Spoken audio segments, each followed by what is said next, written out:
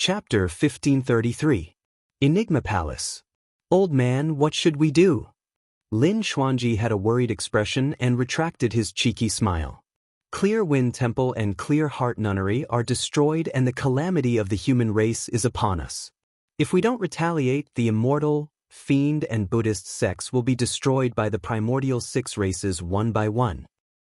At that time, the human race will most likely return to the primordial era and be enslaved by the 10,000 races. The old storyteller stood above a Tao palace and gazed into the distance in silence. I heard that a few wars have broken out in the various demon regions as well. Some of them have already submitted to the primordial 6 races. Lin Xuanji continued, as time passes by, the strength of the primordial 6 races will only increase. At that time, how are we going to defend against them? After a moment of silence, the old storyteller suddenly said, "Spread the news that Enigma Palace is going to convene a convention of the myriad races and invite all the primordial races and major sects over for a discussion." Lin Xuanji shuddered. The old storyteller continued, "We can take a step back. Since the primordial 6 races want the territory, we'll give it to them. We'll try our best to stall for time so that the war doesn't break out right now." Lin Xuanji frowned. Right now, the primordial races are at their peak. How can they sit down and negotiate with us normally? At that time, the primordial races will definitely demand an exorbitant price. There's a high chance that this convention of the myriad races will collapse. Even if the negotiations collapse, the situation won't be worse than it is now. The old storyteller said, "In the ancient battlefield, I've been calling for the emperors of the human race to defend against the primordial 6 races together. However, there aren't many emperors who responded. Even if all the emperors of the world are gathered, they might not be able to fight against the primordial 6 races, let alone the few of us." The old storyteller laughed self-deprecatingly. "I'm not the human emperor after all and don't have his prestige. In the ancient era, none of the emperors of the world dared to disobey the orders of the human emperor. However, the ancestors of the human emperor have ascended to the upper world a long time ago." Sigh. Lin Xuanji sighed gently. The old storyteller smiled. "Go on and pass down the order." "All right." Lin Xuanji nodded heavily and turned to leave. The old storyteller reared his head and gazed into the firmaments, murmuring, "Ancestors of the human emperor, please protect the human race and tide over this crisis." The destruction of Clear Heart Nunnery shook the entire cultivation world. Before long, an even more shocking piece of news came from Enigma Palace and spread rapidly throughout Tianhuang mainland, causing an uproar. The Enigma Palace wanted to make the decision and convene the convention of the myriad races. The myriad races had always been there. However, after the Archaic War, the 10,000 races withered and many races were destroyed. The remaining races merged together and were collectively known as the Monster Race. But this time, the Enigma Palace actually caused such a huge commotion. The Enigma Palace was considered a sacred ground of the human race and was the most mysterious. Even among the primordial races, Enigma Palace had an extremely high status. After all, it was created by Fairy Linglong back then. Furthermore, Fairy Linglong was the wife of the human emperor. Upon hearing this news, the various sects and forces naturally wouldn't reject it. The destruction of the Clear Wind Temple and the Clear Heart Nunnery made all the cultivators of the super sects feel threatened. Now that Enigma Palace was taking the lead, they might be able to resolve this conflict if they could sit down and have a good chat with the primordial 6 races. The various super sects were the first to respond. The forbidden grounds of the Protoss. 6 figures with terrifying auras sat in the palace and exuded the might of emperors. The void around the 6 of them trembled and distorted. To think that the Enigma Palace of the human race would make such a move. Interesting. The person who spoke had a vertical eye on his glabella. He was the emperor of this generation of the Heavenly Eye race, the Heavenly Eye Emperor. The Blood Emperor sneered, "The ants of the human race are already afraid. That's why they want to convene a convention of the myriad races. Why should we bother? There's no harm in letting the juniors of the race take a look." Shen Huang smiled gently. "If the patriarch of the human race doesn't appear, Nobody can threaten them. We can leave this matter to them. Furthermore, a few super sects of the human race have already taken the initiative to approach us and choose to submit. Fufu. Another emperor who was burning with golden flames nodded gently. We have to deal with the humans as soon as possible. Thereafter, we have to join forces to deal with the dragons. We can't let that dragon phoenix grow. Don't worry, it's only been a few years. That dragon phoenix is still far from that. After Enigma Palace spread the news, the primordial 6 races agreed to it after 10 days. At that time, they would arrive at Enigma Palace. Following this, the other 8 beast realms agreed to it too. The world was in an uproar. Almost all the sects, factions and races of Tianhuang mainland were gathered for this convention of the myriad races. It was definitely an unprecedented event. Pingyang Town. Wu Dao's true body, who was in seclusion in his room, sensed something and opened his eyes in the darkness. In a flash, he floated down from the bed and pushed the door open. Before long, a graceful figure appeared in the sky above Pingyang Town. The woman was extremely beautiful and slender. Standing in midair, she looked down at Wu Dao's true body with a conflicted expression. She was Yu Luosha, who had rushed over from Misty Peak. What is it? Wu Dao's true body asked indifferently. Yu Luosha recounted the news of the convention of the myriad races. Oh, Wu Dao's true body replied casually. Clenching her fists slightly, Yu Luosha said, Araki Takashi, the human race has already started to compromise. After the convention of the myriad races, the situation in Tianhuang mainland will definitely change and the human race will be reduced to the bottom of the 10,000 races once more. No matter how monstrous you are and how invincible you are among your peers, you can't defend against patriarchs or emperors. You can't save the human race alone. Wu Dao's true body was unmoved and asked with an unchanged expression, So, I can give you a chance, Yu Luosha said. I don't need you to submit to me. As long as you're willing to join the Rakshasa race, I can make the decision to ensure that the Rakshasa race will not harm your life or anyone related to you. Wu Dao's true body laughed mockingly. Go back. There's no need to guard Misty Peak anymore. However, you have to remember not to leak any information about me. Now that the convention of the myriad races was about to begin, no one would be keeping an eye on Misty Peak. It was completely useless for Yu Luosha to guard Misty Peak. With that said, Wu Dao's true body turned and returned to his room. Yu Luosha gripped her fists with a furious expression. Over the years, it was not that she had not tried to challenge Wu Dao's true body. However, each time she broke through and her combat strength increased, she would be suppressed miserably whenever she challenged him again. 20 years ago, she had already broken through to become a half-martial ancestor. She came to challenge Wu Dao's true body confidently but was still suppressed mercilessly. Yu Luosha had mixed feelings towards Wu Dao's true body. In the depths of her heart, she could not even hate Wu Dao's true body. When she learned that the primordial 6 races had started attacking the various major sects and factions, her first reaction was to make use of her identity to protect Wu Dao's true body. My good intentions are taken for granted. Yu Luosha cursed angrily. Let's see how you're going to come begging me after the convention of the myriad races. Chapter 1534. Convention of the Myriad Races. After returning to his room, Wu Dao's true body murmured softly. Young master, will the human race be able to tide through this crisis? Momo also realized that the human race was in an extremely difficult situation. I don't know, Wu Dao's true body shook his head gently. However, it's time to head to North Sea to take a look. If the major sects and factions of the human race were the only ones in this convention, they would not be able to go against the primordial 6 races. Be it in terms of strength or aura, they were far inferior. This time round, the other 3 races had to express their stance as well. It was easy for the dragons. After all, they had the Dragon Phoenix true body. At that moment, the Dragon Phoenix true body had already received the news in the ancestral dragon land. The only thing he had to do was to obtain the support of the Kuan race and barbarian race. Wu Dao's true body knew nothing about the barbarian race. However, he had once made a move against the Kuan race more than 100 years ago. It was hard to tell whether this move was a blessing or a curse.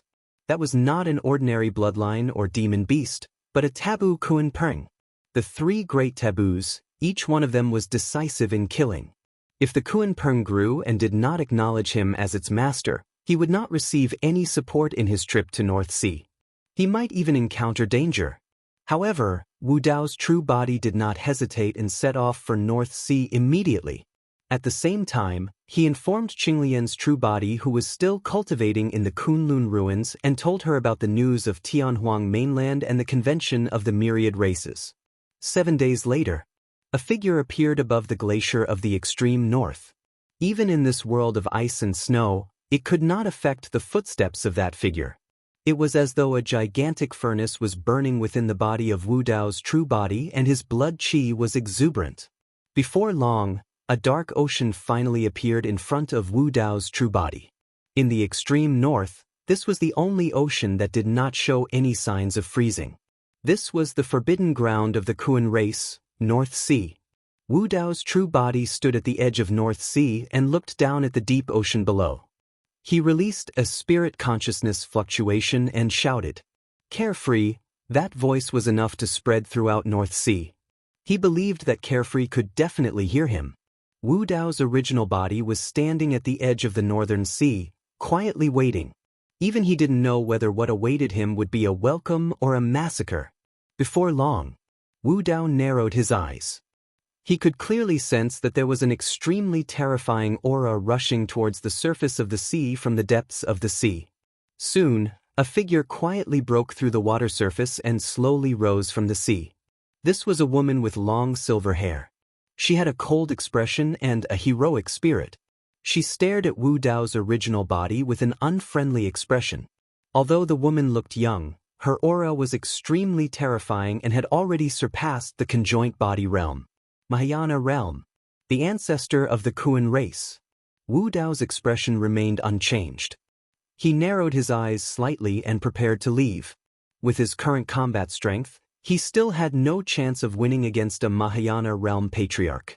While at this moment, the sound of water came from the surface of the sea. A strong figure broke out of the water and somersaulted in the air. He came to Su Zimo's side and knelt down directly. "Greetings, master." It was a young man who looked to be 15 or 16 years old. He was rather handsome and had huge, watery eyes that were unusually lively. Carefree?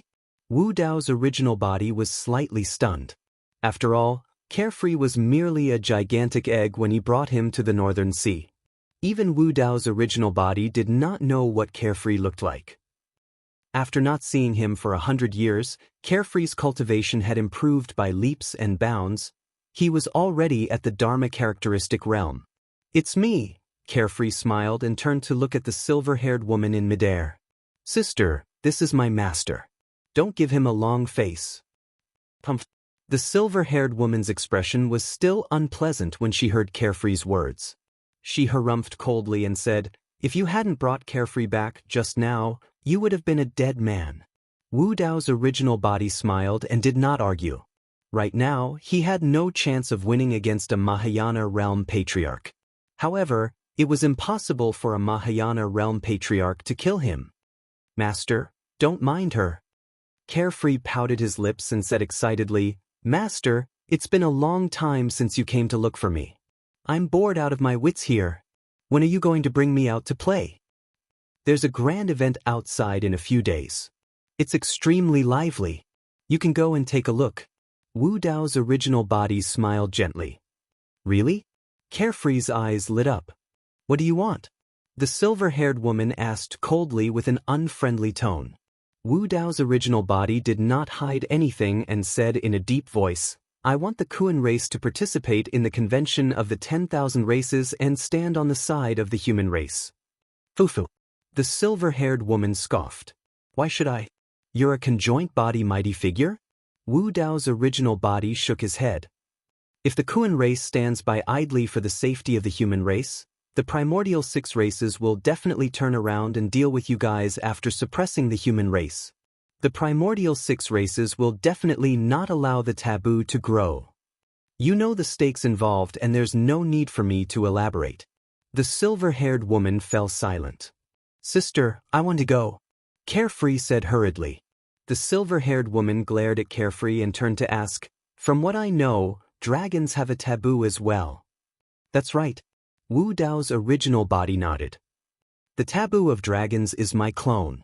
The dragons will participate in this convention of the 10,000 races as well. My dragon phoenix true body will personally head to Enigma Palace. The silver-haired woman's heart skipped a beat when she heard that. There was a signal in his words. The dragons would definitely stand on the side of the human race. I'll go back and discuss it. You can leave. The silver-haired woman remained silent for a long time before saying. She turned to Carefree and said, Let's go back. Master. Carefree looked at Wu Dao's original body with an aggrieved expression. Go on. Wu Dao's original body nodded and turned to leave without lingering. East Region, Boulder Forest. This was one of the 9 forbidden grounds of Tianhuang mainland and no living being dared to step foot in this place. However, on this day, a group of cultivators arrived outside Boulder Forest. The leader had shoulder-length scarlet hair and wore scarlet armor. He had delicate features and exuded an extremely berserk aura. The Dragon Phoenix true body had arrived. Behind the Dragon Phoenix true body was a group of dragons. All of them were the strongest paragons and monster incarnates of the younger generation. Long Tsang of the 5-clawed divine dragon and Long Shi of the Dragon Phoenix. That included Solitary Cloud, who had already joined the Illumination Dragon lineage. The reason why the Dragon Phoenix true body descended personally to Boulder Forest of the East region was to invite the barbarian race out. I am Long Mo and I'm here to pay my respects to fellow Taoists of the barbarian race. Please meet me. The voice of the Dragon Phoenix true body was neither loud nor soft. However, it spread to every corner of Boulder Forest. Before long, a deafening sound echoed from Boulder Forest. Countless boulders swayed and a passageway opened up. A group of extremely tall and strong figures exuded an oppressive aura from the depths of the boulders. Chapter 1535. The barbarian race was extremely tall. Every single barbarian was more than 30 feet tall and had beast skins wrapped around their waists, bearing their upper bodies. Their bodies were covered in fur and their limbs were thick. Their skin was coarse and thick, resembling uncivilized barbarians. The dragon race was already taller than ordinary humans, but in front of the barbarian race, they only reached the barbarian race's knees.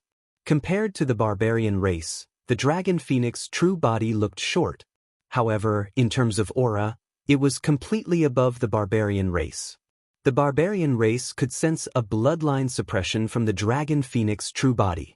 You're the young master of the dragons, Long Mo? The leader of the barbarian race was at the conjoint body realm.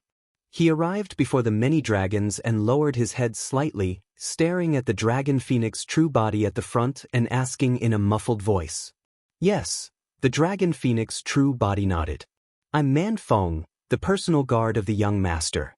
Fellow Taoist dragons, please follow me. After saying that, Man Feng turned around and led the way towards the rock forest. The barbarian race was massive and the ground trembled slightly as they walked through the rock forest. The Dragon Phoenix true body had an indifferent expression as it followed Man Feng towards the habitat of the barbarian race. However, Long Tsang, Long Shi and the other dragons did not look too good. Your young master sure is arrogant. Long Tsang smiled gently and said mockingly, Our young master of the dragons is here and you only sent a personal guard to welcome him? In the hearts of Long Tsang and the others, the young master of the primordial race had to be received personally by the other party's young master in order to not be slighted. Furthermore, the Dragon Phoenix true body was a taboo. It would be normal even for an ancestor realm expert of the barbarian race to receive him personally. To think that the barbarian race would only send some conjoint body realm barbarians and a personal guard of their young master. Master, the attitude of the barbarian race doesn't seem too good. Solitary Cloud sent a voice transmission to the Dragon Phoenix true body. Let's wait and see. The Dragon Phoenix true body's expression did not change. When Man Feng heard Long Tsang's mockery, he was not enraged and laughed foolishly. I'm truly sorry. It just so happens that some guests came today. Our young master is receiving them and can't leave. Oh! The heart of the dragon phoenix true body stirred as he fell into deep thought.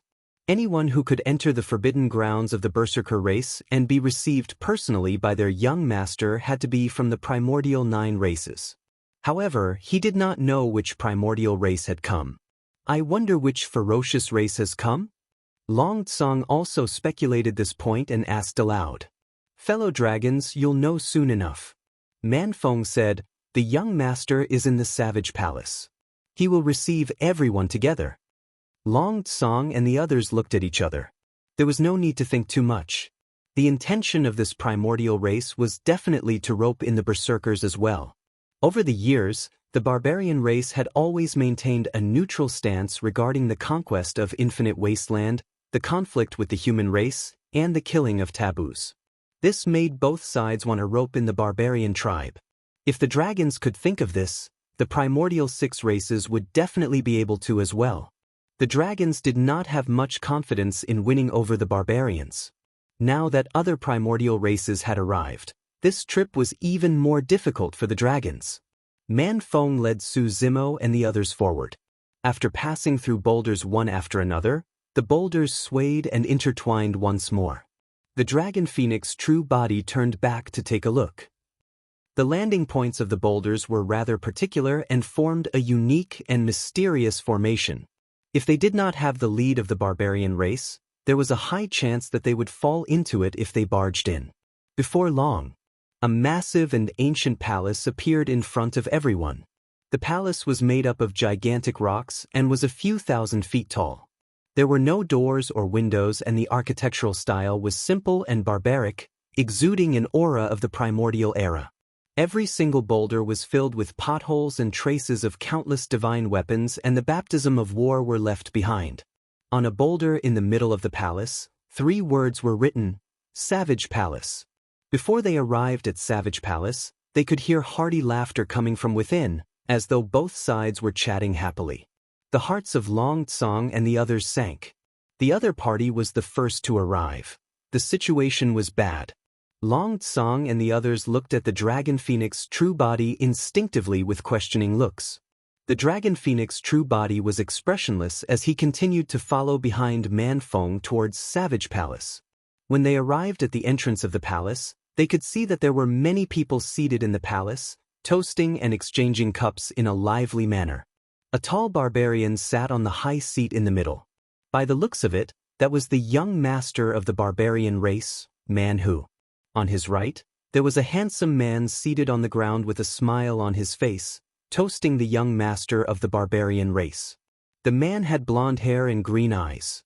Dressed in pale golden robes, he had a strong blood chi and every single move he made exuded a noble aura. The cultivation of the Protoss was at the half-martial ancestor realm.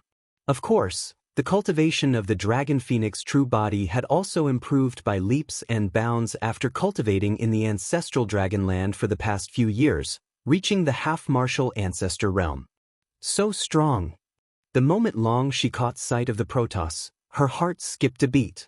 The Protoss gave her an extremely dangerous feeling.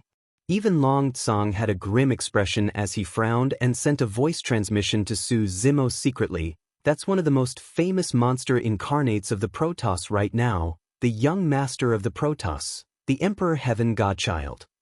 There were 2 monster incarnates in this generation of the Protoss, the Emperor Heaven Godchild and the Shao Xiang Goddess. For the past 100 years, the 2 monster incarnates merely attacked 3 times and destroyed the 3 upper sects of the cultivation world, causing their names to shake Tianhuang mainland. It was rumored in the cultivation world that the Emperor Heaven Godchild and the Shao Xiang Goddess were the 2 strongest monster incarnates of the Protoss in the past tens of thousands of years. The 2 of them even became Tao companions and were truly a match made in heaven. Behind the Emperor Heaven Godchild stood 2 conjoint body Protoss with their hands behind their backs. By the looks of it, they should be the guards and servants of the Emperor Heaven Godchild. Just as the dragon phoenix true body stepped into the Savage Palace, the Emperor Heaven Godchild put down his wineglass and turned around slightly with a fake smile. The Emperor Heaven Godchild sized up the Dragon Phoenix true body with a murderous glint in his eyes. However, the Dragon Phoenix true body's gaze had already shifted to the three people behind the two servants. Among the three Protoss, there was an old man, an old woman and a middle-aged man. Although the cultivation realms of the three of them were not obvious, they emanated extremely terrifying auras. The Dragon Phoenix true body narrowed his eyes slightly. Everyone be careful. They might be ancestor gods. Long Tsong suddenly sent a voice transmission with a hint of seriousness. A Protoss of the ancestor realm. They were not half-martial ancestors. They were true patriarchs. Sensing the gaze of the Dragon Phoenix true body, the three ancestor gods raised their heads at the same time and looked over. Both parties' gazes met in midair and sparks seemed to fly. The atmosphere in the Savage Palace turned solemn instantly. Just now, the hall was still bustling with noise and excitement. In the blink of an eye, it was dead silent and one could hear a pin drop. Chapter 1536. Haha. Right at this moment, a wave of loud and clear laughter sounded out from within the hall. It was filled with energy, and it shook the entire hall to the point of trembling slightly. The young master of the barbarian race stood up and cupped his fists at the Dragon Phoenix true body. Welcome, Brother Longema. Please forgive me for not welcoming you. Please take a seat, Brother Longema. The young master of the barbarian race looked warm and sincere, as though he was not scheming at all. Coupled with such a strong body, it was easy to give off the impression that he was strong and simple-minded. However, the Dragon Phoenix true body knew very well. None of those who could become the young master of a race were fools. It was clear that the young master of the barbarian race wanted him to meet the Protoss and gather in the Savage Palace on purpose. His ultimate goal was most likely to be to fight for the greatest benefits for the barbarian race. What should we do? Judging from the Protoss stance, it's imperative that we rope in the barbarian race. Furthermore, the Protoss even sent 3 ancestral gods. Long she was a little worried and asked with her spirit consciousness, "Young master, you have a noble status. Why don't we return to the Dragon Bone Valley immediately?" Long Tsong shook his head gently and sent a voice transmission. "This is the territory of the barbarian race and they are the masters. The Protoss will definitely not dare to hurt anyone. Furthermore, there are 2 patriarchs of the barbarian race guarding behind Manhu. If those 3 ancestral gods really dare to attack, the patriarchs of the barbarian race will definitely interfere as well." Solitary Cloud nodded as well. "Agreed. From the looks of it, the barbarian race is the safest place. If we leave rashly, the Protoss will leave with us and will be in danger instead." The 3 of them discussed as they sent voice transmissions. Naturally, they did not hide their spirit consciousness voice transmissions from the Dragon Phoenix true body. However, the Dragon Phoenix true body remained silent and expressionless. The 3 of them did not know what he was thinking. Under everyone's gazes and the intense hostility of the Protoss, the Dragon Phoenix true body was calm and composed. He was the first to step into the Savage Palace and stood in the middle of the hall. "You're Longemo?" The Emperor Heaven Shensi stood up slowly. His eyes lit up as he said faintly, "I've heard a lot about you." The true body of the Dragon Phoenix did not even look at the Emperor Heaven God. She stood in the middle of the hall and looked at the young master of the barbarian tribe before her. She went straight to the point. "Let's cut to the chase. I'm here to obtain the support of the barbarian tribe. In the convention of the 10,000 races, I hope that the barbarian race can stand together with the dragons and humans against the primordial 6 races." "Poochie," a sneer came from the side. The Emperor Heaven Shensi had a mocking look on his face as he looked at the Dragon Phoenix true body with disdain. Initially, he thought that Longemo was a powerful figure as one of the 3 great taboos. To think that he would be so impatient. The 2 Protoss almighties behind the Emperor Heaven Godchild laughed at the same time. The Emperor Heaven Shensi said leisurely, "I've long heard that the so-called Forbidden Dragon Phoenix is merely a clone of the human race's Araki Takashi. Initially, I didn't quite believe it. Now that I've seen it today, I know that the rumors are true." The Emperor Heaven Shensi looked at Long Tsong and the others. Aren't you guys afraid that he will bring the dragons into the endless abyss by conferring such a human clone as the young master? How can an outsider like you interfere with the position of the young master of the dragons? Long Tsong harumphed coldly with an unfriendly tone. How dare you? The Protoss Almighties hollered. How can a follower interrupt when the young master is speaking? Long Tsong's expression darkened and his gaze turned cold. Although he was not the young master of the dragons, he was still a five-clawed divine dragon with a noble bloodline. If not for the birth of the taboo, he would have been the young master of the dragons. Although the Emperor Heaven Shensi was a half-martial ancestor and he was only at the conjoint body realm, he was someone who dared to challenge the Emperor Heaven Shensi.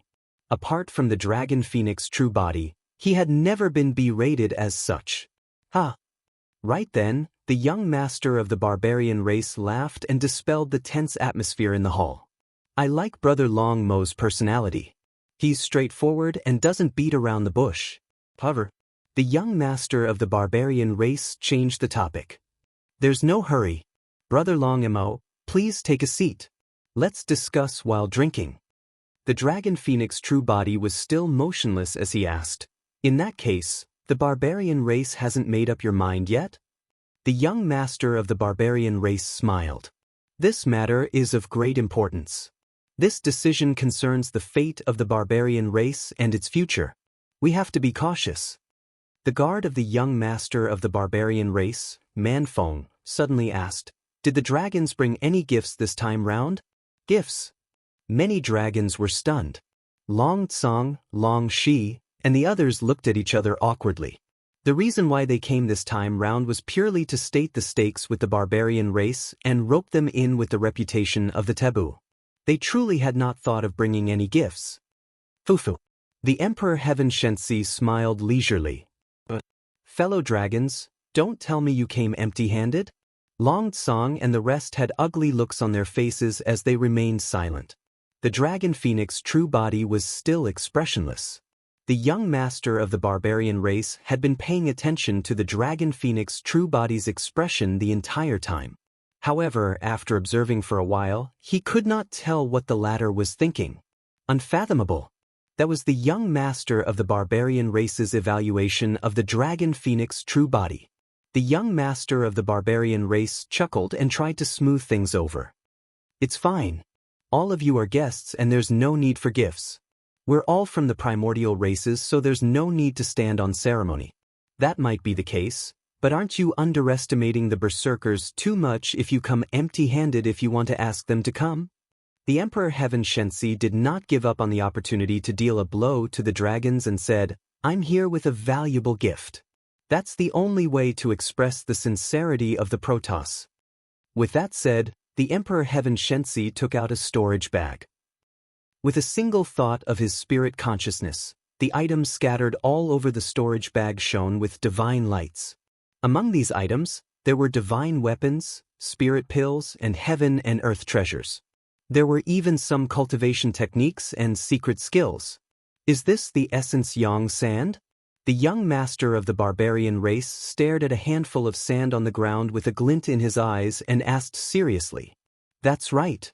The Emperor Heaven Shensi said proudly, I've long known that the essence yang sand is extremely beneficial for the physique of the barbarian race. I obtained these by luck in a primordial ruin and brought them over for Brother Manhu. Ha! The young master of the barbarian race burst into laughter and could not conceal the excitement on his face. Brother Emperor Heaven, you're too kind. Young master, what should we do? Long Tsong frowned slightly and asked with a voice transmission, We're unprepared and were defeated by the Emperor Heaven Shensi. By the looks of it, the barbarian race is probably going to join forces with the Protoss. Suddenly, the Dragon Phoenix true body said, Actually, I've prepared a huge gift for the barbarian race as well. What sort of gift? Manhu revealed an interested expression. That was what he wanted to see the most. The barbarian race could only benefit the most from the competition between the two primordial races. This gift is very precious. I believe that the barbarian race will definitely like it. The Dragon Phoenix true body also smiled and said meaningfully, The young master of the barbarian race was even more curious and could not help but stand up. Brother Long Mo, I'm looking forward to it now that you've said that. Long Tsong and the others were confused. Even they did not know what gift the Dragon Phoenix true body had prepared. The Emperor Heaven Shensi had a look of disdain and scoffed. Stop pretending to be mysterious. What gift did you bring? Take it out and let everyone take a look. Sure. The Dragon Phoenix true body turned around and looked at the Emperor Heaven Godchild. She said slowly, "The gift I've prepared is your head. I'm in a bad mood today. I'll add more in 2 days." End of chapter. Chapter 1537. The moment he said that, the Dragon Phoenix true body had already attacked. Nobody expected that someone would dare to attack right under the noses of the 2 patriarchs of the barbarian race and the 3 ancestor gods. This was the Savage Palace, the territory of the barbarian race. Even if the Protoss had a strong killing intent towards the Dragon Phoenix true body, he would not dare to attack here. Even Long Tsong and the other dragons widened their eyes and froze on the spot, unable to react for a moment, let alone the Protoss and the barbarians. Young master is way too bold. That was the only thought left in the minds of many dragons. Just now, the dragons were still secretly discussing how to avoid being killed by the Protoss.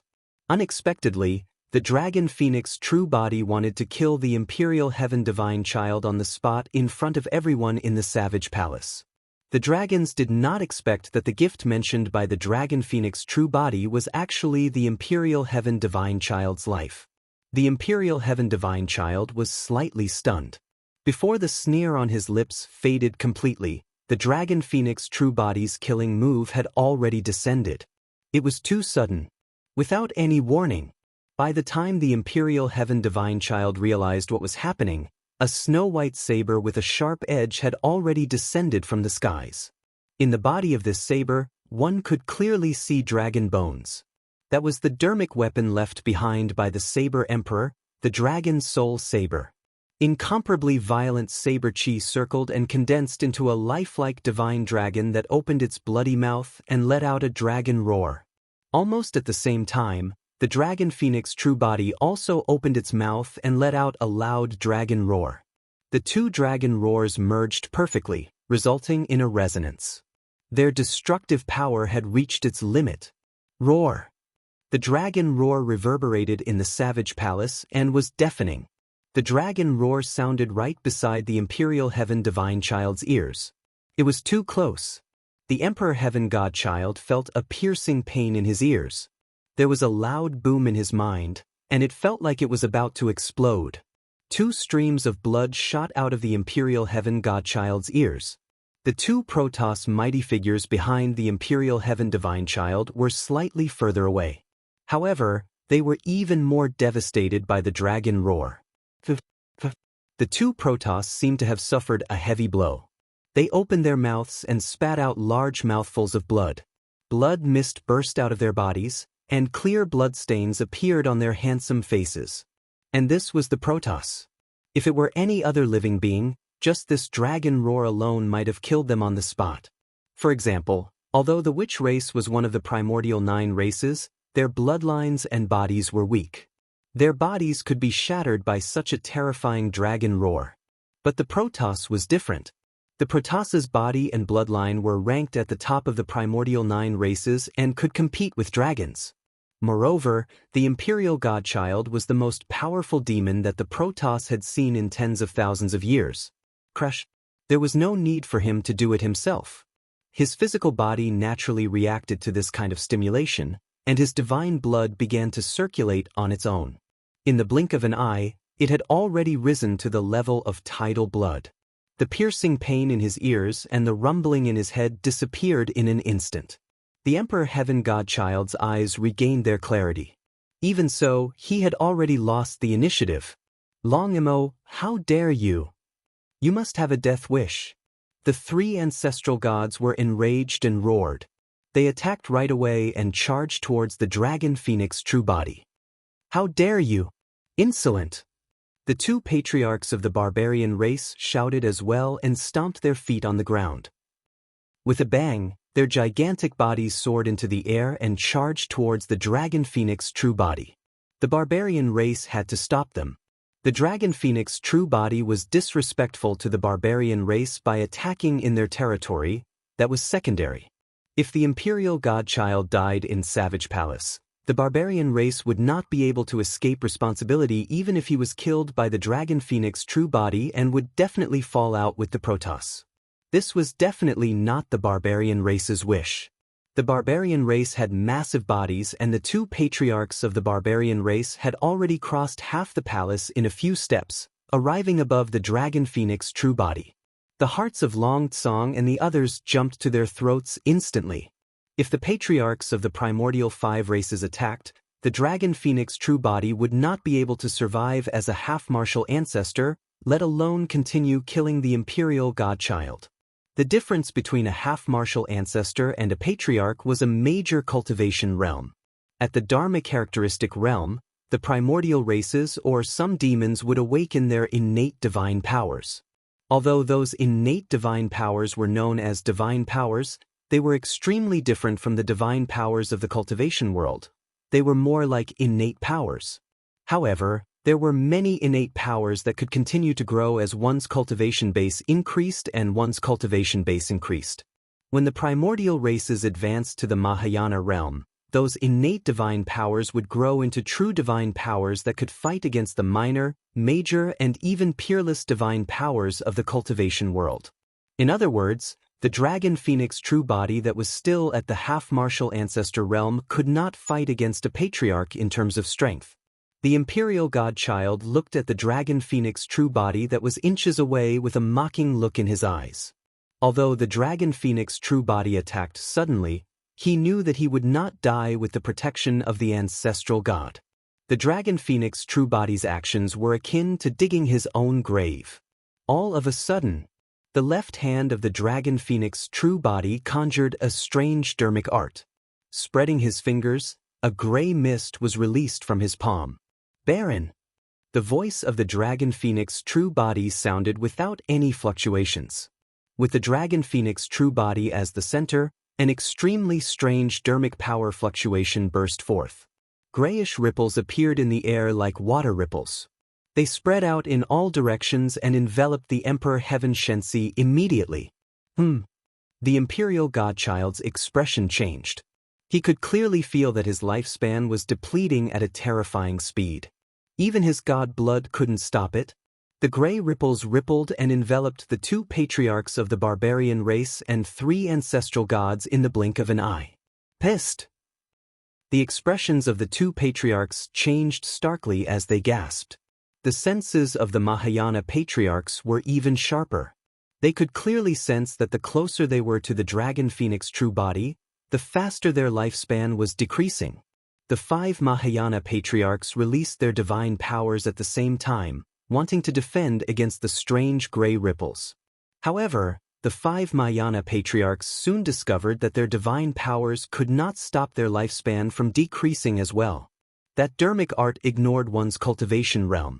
Even their divine powers could not dispel it. The lifespan of Mahayana patriarchs was long. The lifespan of human patriarchs was as long as 100,000 years. The lifespan of patriarchs and ancestral gods of the barbarian race was even longer. However, no one would complain about having too much lifespan. The two patriarchs hesitated for a moment and retreated, breaking free from the gray ripples for the time being. After all, the Imperial Godchild was not the young master of the barbarian race.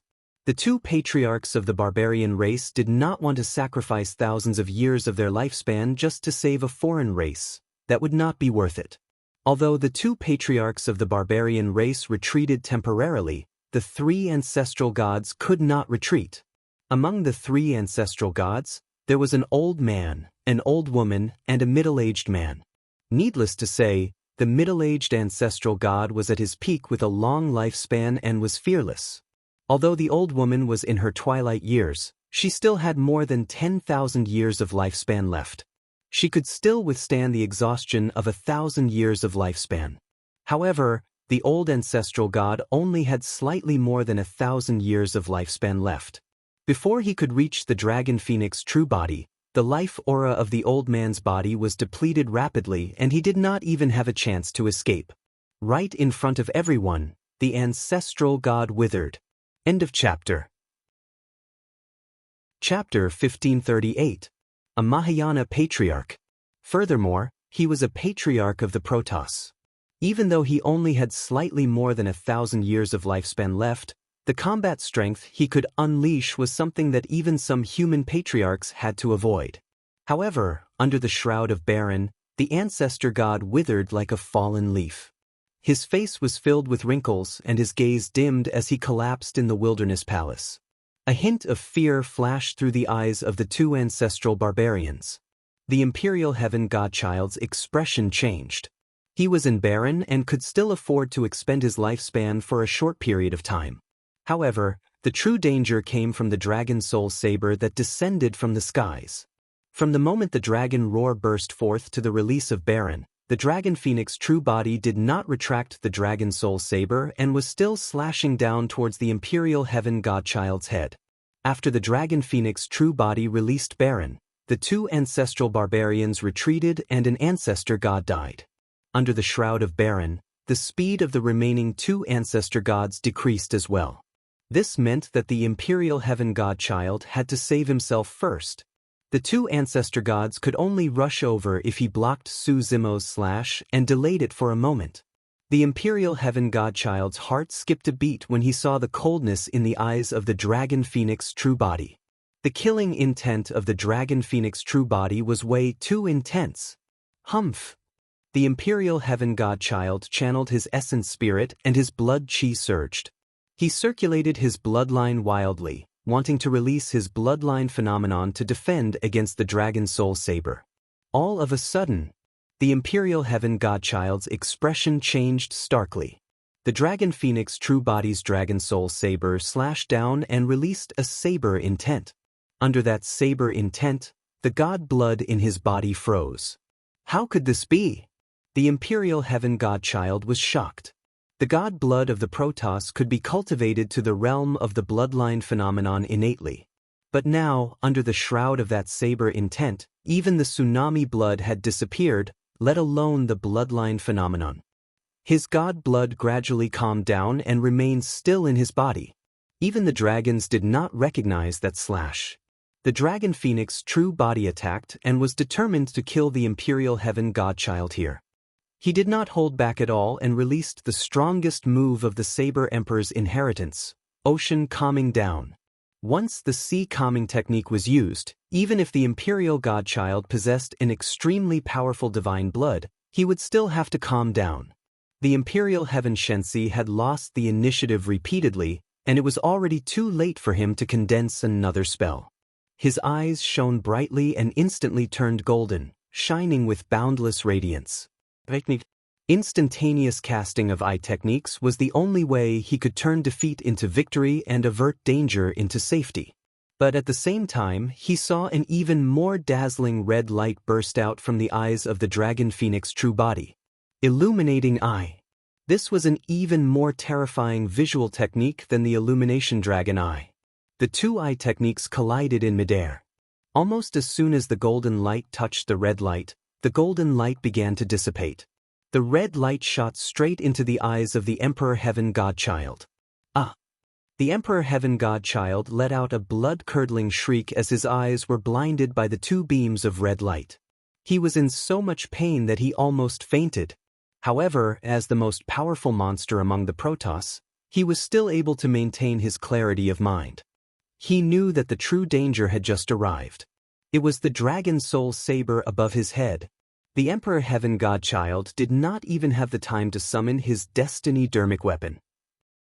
He could only raise his arms instinctively to block the Dragon Soul Saber. The saber descended and severed both of the Emperor Heaven Godchild's arms without any obstruction. Then, under everyone's watchful eyes, the saber sank into the top of the Emperor Heaven Godchild's head and slashed down unhurriedly. It broke the Emperor Heaven Godchild's consciousness, destroyed his essence spirit, and sliced him into two. The two halves of the Emperor Heaven Godchild's body slid slowly to the ground along the saber.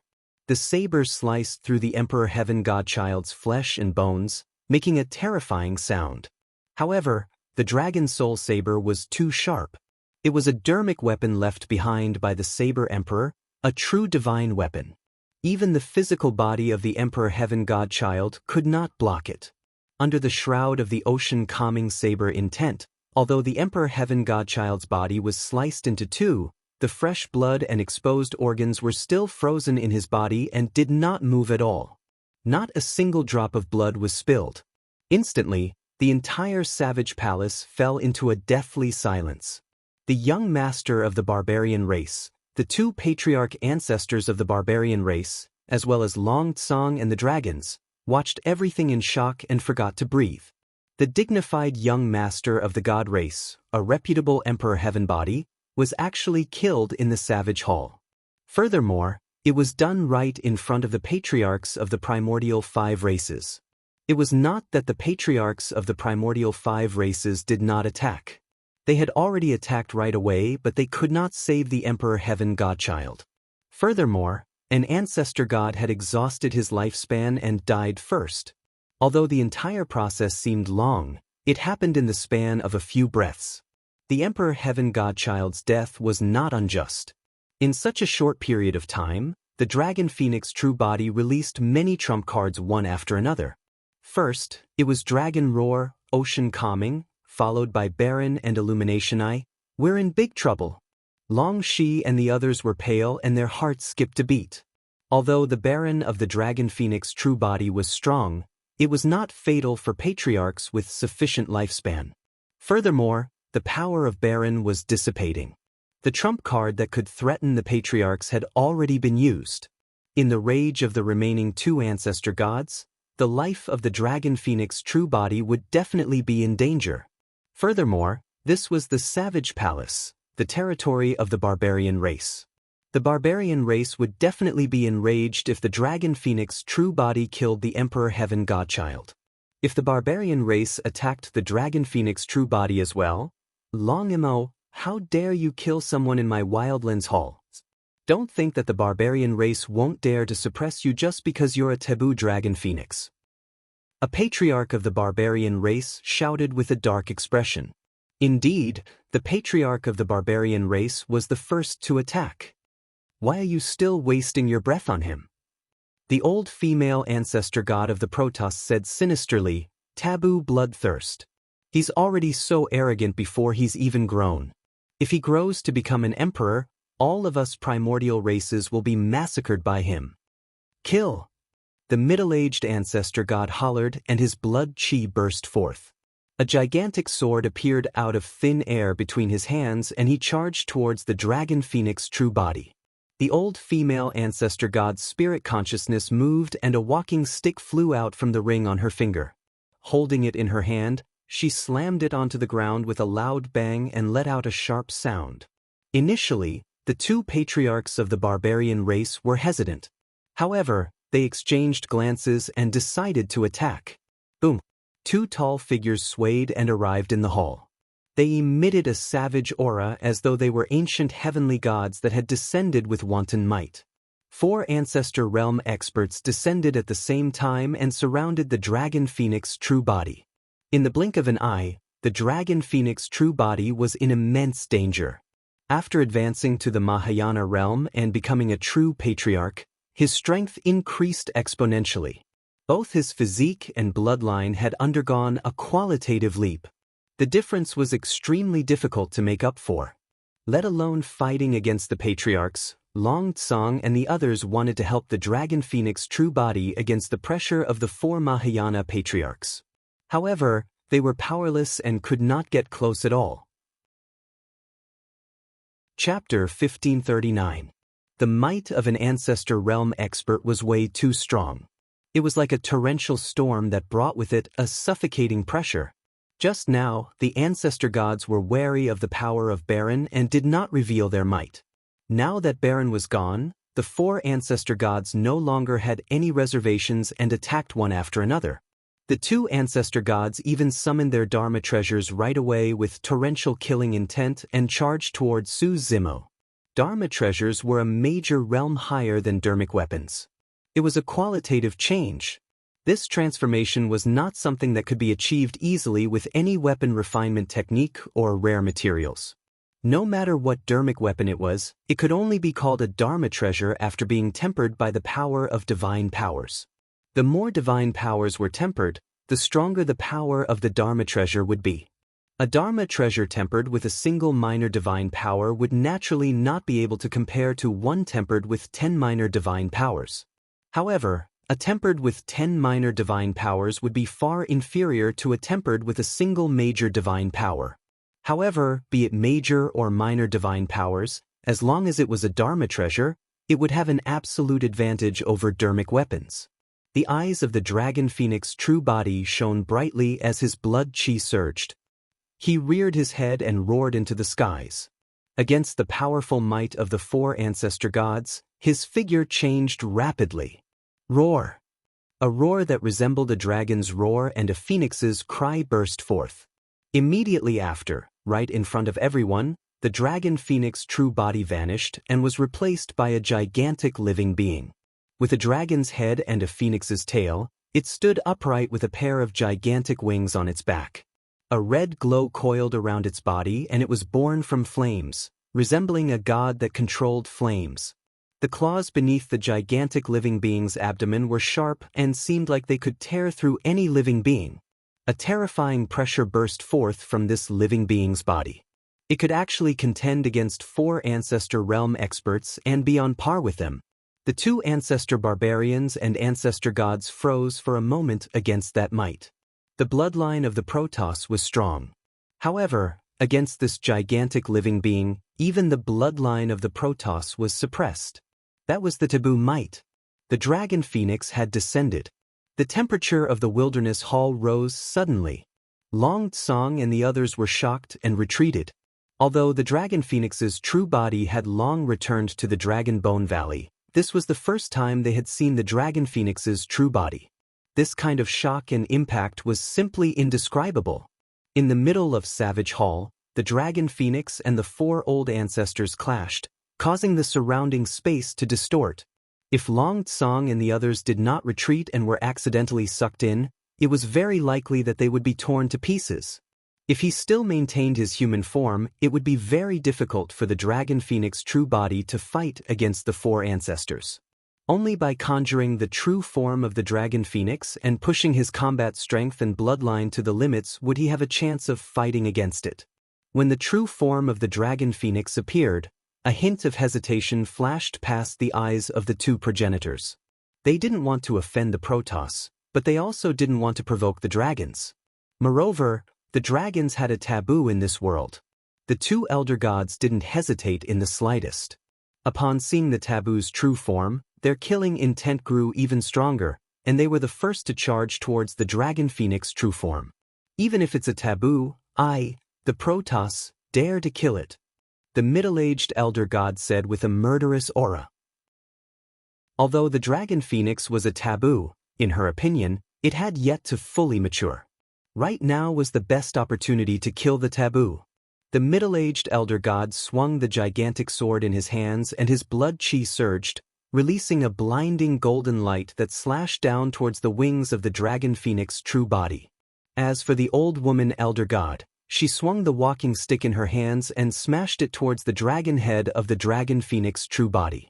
Although the old woman was in her twilight years, her burst of power for a short period of time was still extremely powerful and had a shocking aura. The 2 of them worked together and sealed off the path of the dragon phoenix true body completely with a sword and a walking stick. This walking stick was made from the bones of the true ancestral dragon and sealed with the resentment of the ancestral dragon. It was refined with the blood of the ancestral dragon for 7,749 years before it was completed. The old woman said sinisterly, "Taboo, I'll let you have a taste of the power of my dragon-headed walking stick." Roar! Under the surge of divine blood, a gigantic and menacing dragon head appeared on the walking stick in the old woman's hands and let out a loud dragon roar. After the head of the divine dragon charged out, its eyes were scarlet and filled with endless resentment. It had already lost all rationality and seemed like it wanted to destroy all living beings in the world. Even against the taboo dragon phoenix, There was no fear in the divine dragon's eyes. Clang, clang, clang. The 5 claws beneath the abdomen of the dragon phoenix true body extended at the same time and grabbed at the gigantic sword that was slashing down from midair. You must have a death wish. The middle-aged elder god harumphed coldly. There were layers of claw shadows and cold glints. Clang, clang, clang. The claws of the dragon phoenix collided repeatedly with the gigantic sword of the ancestor god, causing sparks to fly everywhere. The gigantic sword of the ancestor god failed to sever the claws of the dragon phoenix. Instead, it was gripped tightly by the claws and locked onto the blade of the sword without budging. At the same time, the dragon phoenix true body flapped its wings and smashed towards the incoming divine dragon head, smashing it into pieces. Immediately after, the dragon phoenix true body opened its mouth and bit down on the dragon-headed walking stick that was smashing down. The old woman was alarmed as well. Instinctively, she tugged on the dragon-headed walking stick in an attempt to retreat. However, no matter how hard she tugged, it did not budge at all. Although the Dharma treasures of the middle-aged elder god and the old woman were powerful, they were only Dharma treasures that were refined with minor divine powers. As for the dragon phoenix true body, the toughest part of its body and the strongest killing power were the claws and menacing fangs beneath its abdomen. The elder god's dermic weapon failed to injure the dragon phoenix true body. Instead, it was controlled by the dragon phoenix true body as both parties wrestled. The expressions of the middle-aged elder god and the old woman changed slightly. Even with their combined strength, they could not retrieve the weapon. "What are you barbarians waiting for?" The middle-aged elder god suddenly hollered. The 2 patriarchs of the barbarian race exchanged glances and hesitated for a moment. However, they still charged forward and swung their fists to suppress the dragon phoenix true body. The huge fists descended like mountains, and their momentum was terrifying. The dragon phoenix true body did not even turn back. Swinging its tail that burned with scarlet flames, it whipped the fists of the 2 barbarian race patriarchs with a deafening bang. Boom! It was earth-shattering. Even Savage Palace trembled violently. The 2 patriarchs of the barbarian race could not control themselves and retreated continuously with shocked expressions. They released the power of an ancestor but were repelled by the tail of the half-martial ancestor dragon phoenix. Furthermore, the fists of the 2 patriarchs of the barbarian race were tainted by the scarlet flames that did not extinguish after clashing head-on with the dragon phoenix's tail. It even traveled along the arms of the 2 patriarchs of the barbarian race and burned towards their bodies. The thick hair on the arms of the patriarchs of the barbarian race turned into ashes before long. The 2 patriarchs of the barbarian race patted the flames on their bodies in a flurry and only managed to extinguish them after a long time. Of course, although the flames burned their hair to ashes, they did not injure their bodies. The bloodline and essence spirit of the barbarian race were relatively ordinary. Their strongest aspect was their bodies. That strength was not only reflected in their physical strength and burst forth, but also their physical defense. After being burned by the flames on the dragon phoenix for a long time, the skin of the 2 patriarchs of the barbarian race was merely charred without any injuries. Chapter 1540.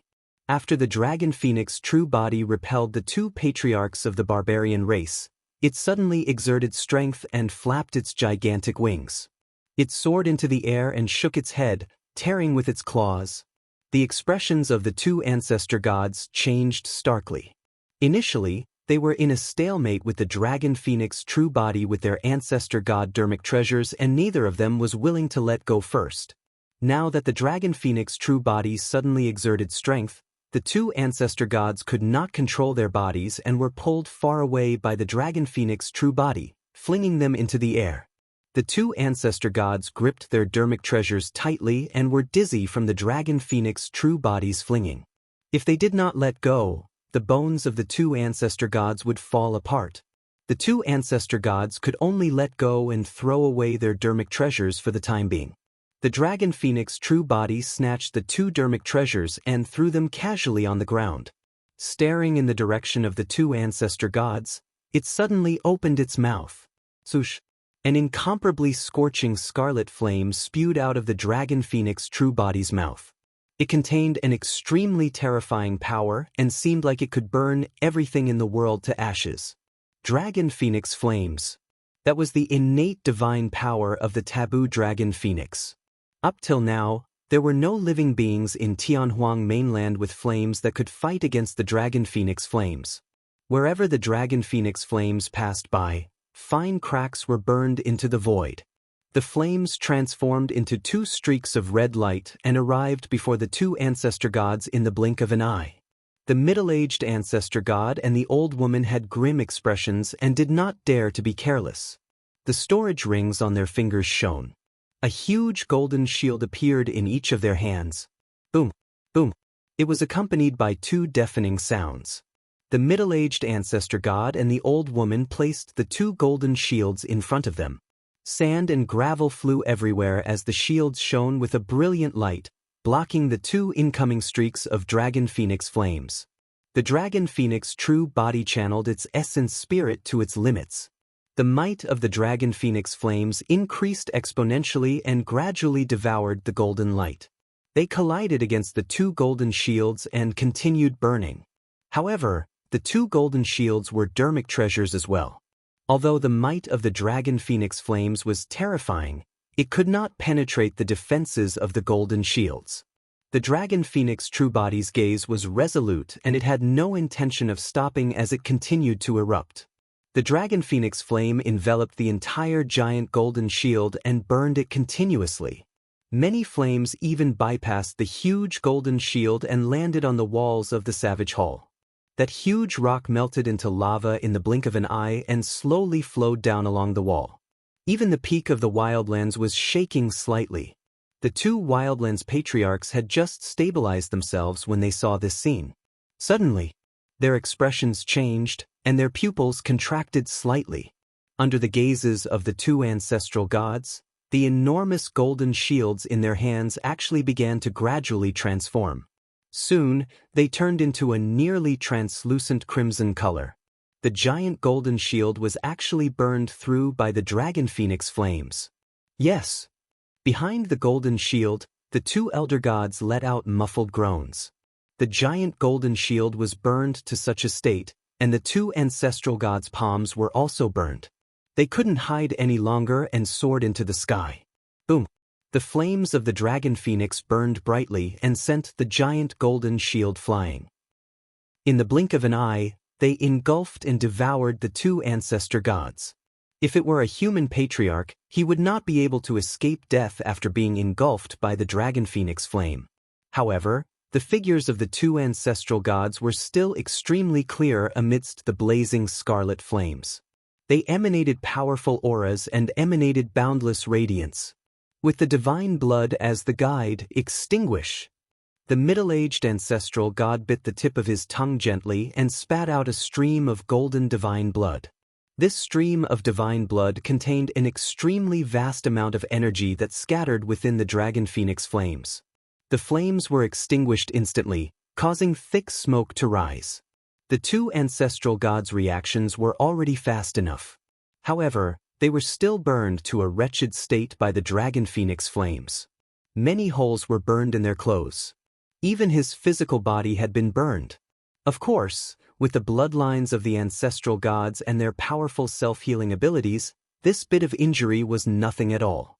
The divine blood and the dragon phoenix flames collided, letting out sizzling sounds. Thick smoke billowed and a mist rose. Be it the dragon phoenix flames or the divine blood, both of them contained immense energy. The mist produced by the collision of the two types of energy was extremely powerful. Watch out! At that moment, the two patriarchs of the barbarian race warned. Immediately after, a biting cold killing intent enveloped them. The middle-aged ancestral god and the old woman's hearts nearly jumped to their throats. Not good. The two ancestral gods' expressions changed as they smelled the scent of death. The collision of the divine blood and the dragon phoenix flames produced a mist that greatly obstructed the vision and senses of the middle-aged ancestral god and the old woman. However, the dragon phoenix true form knew their exact location.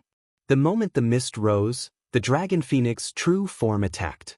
Flapping its wings, the dragon phoenix true form transformed into a red beam of light and arrived in front of the two ancestral gods in an instant. It extended 5 sharp claws and enveloped the middle-aged ancestral god. At the same time, the dragon phoenix true form opened its mouth and bit down viciously in the old woman's direction. The 5 claws of the dragon phoenix sealed off all the possible escape routes for the middle-aged ancestral god. That powerful body of his was torn into pieces in the blink of an eye. Golden divine blood splattered in all directions. Her organs were scattered all over the ground as blood energy surged into the skies. Snuff. The dragon phoenix true form's mouth bit down on the old woman's body, splitting it into 2 from the middle. Bang! The phoenix tail descended and heavily whipped the 2 halves of the body. In an instant, the 2 halves of the body were whipped into a bloody mist. Not even their bones remained. Although the old woman was past her prime, she was an ancestral god after all. The dragon phoenix true form was afraid that it would not be able to bite the old woman to death and followed up with another fatal blow, whipping the old woman into a blood mist. In the blink of an eye, 2 ancestral gods were dead. One was torn apart by the dragon phoenix true form. The other was in an even worse state. His body was gone and he was whipped into a blood mist. The dragon phoenix true form panted slightly. Apart from the fact that the taboo was strong enough to kill the 2 ancestral gods, more importantly, the 2 ancestral gods did not use any divine powers. The 2 ancestral gods believed that the power of an ancestral god alone was enough to kill the dragon phoenix true form. However, the 2 of them did not expect that the dragon phoenix, as a taboo, was even stronger than them after conjuring a complete taboo body. The battle seemed to have ended. However, the 2 patriarchs of the barbarian race had strange expressions as they shook their heads slightly. The dragon phoenix true form frowned and suddenly thought of something as his heart skipped a beat. As expected of a taboo. Even at the half-martial ancestor realm, he can fight against a patriarch in terms of strength. Right then, the middle-aged ancestral god's voice sounded with deep resentment. "We were too careless." The old woman's voice sounded at the same time as she said slowly, "We should have used our divine powers right away to kill him." In the void, the god blood of the middle-aged ancestral god and the old woman condensed without dissipating. So, right in front of everyone, the 2 balls of god blood condensed rapidly. In the blink of an eye, the 2 ancestral gods appeared once more. The 2 ancestral gods were unscathed and there were no injuries on their bodies. Their essence spirits were reborn from a single drop of blood if they did not die. That was the means of a Mahayana patriarch. Chapter 1541. After reaching the Mahayana realm and comprehending the ability to be reborn from a drop of blood, it was too difficult to kill them. Even if they were beaten to a pulp, as long as their essence spirit wasn't destroyed and a drop of blood was left, they could use the ability to form a complete body with the help of that drop of blood. The 2 ancestral gods' divine senses moved, and the giant sword and dragon-headed staff on the ground turned into 2 streaks of light and returned to their hands. "Fellow barbarians, there's no need to hold back. Use your abilities." The middle-aged Protoss said coldly. "Heavenly gods descent." The middle-aged Protoss and the old woman shouted at the same time. A powerful force descended from the heavens and poured into the bodies of the 2 ancestral gods. Instantly, rays of golden light burst forth from the bodies of the 2 ancestral gods. This was the easiest ability for a Protoss to comprehend. This ability could allow a Protoss to borrow the power of an ancient heavenly god from an unknown place to greatly increase their strength in a short period of time. Behind the 2 ancestral gods, 2 towering figures of heavenly gods appeared vaguely.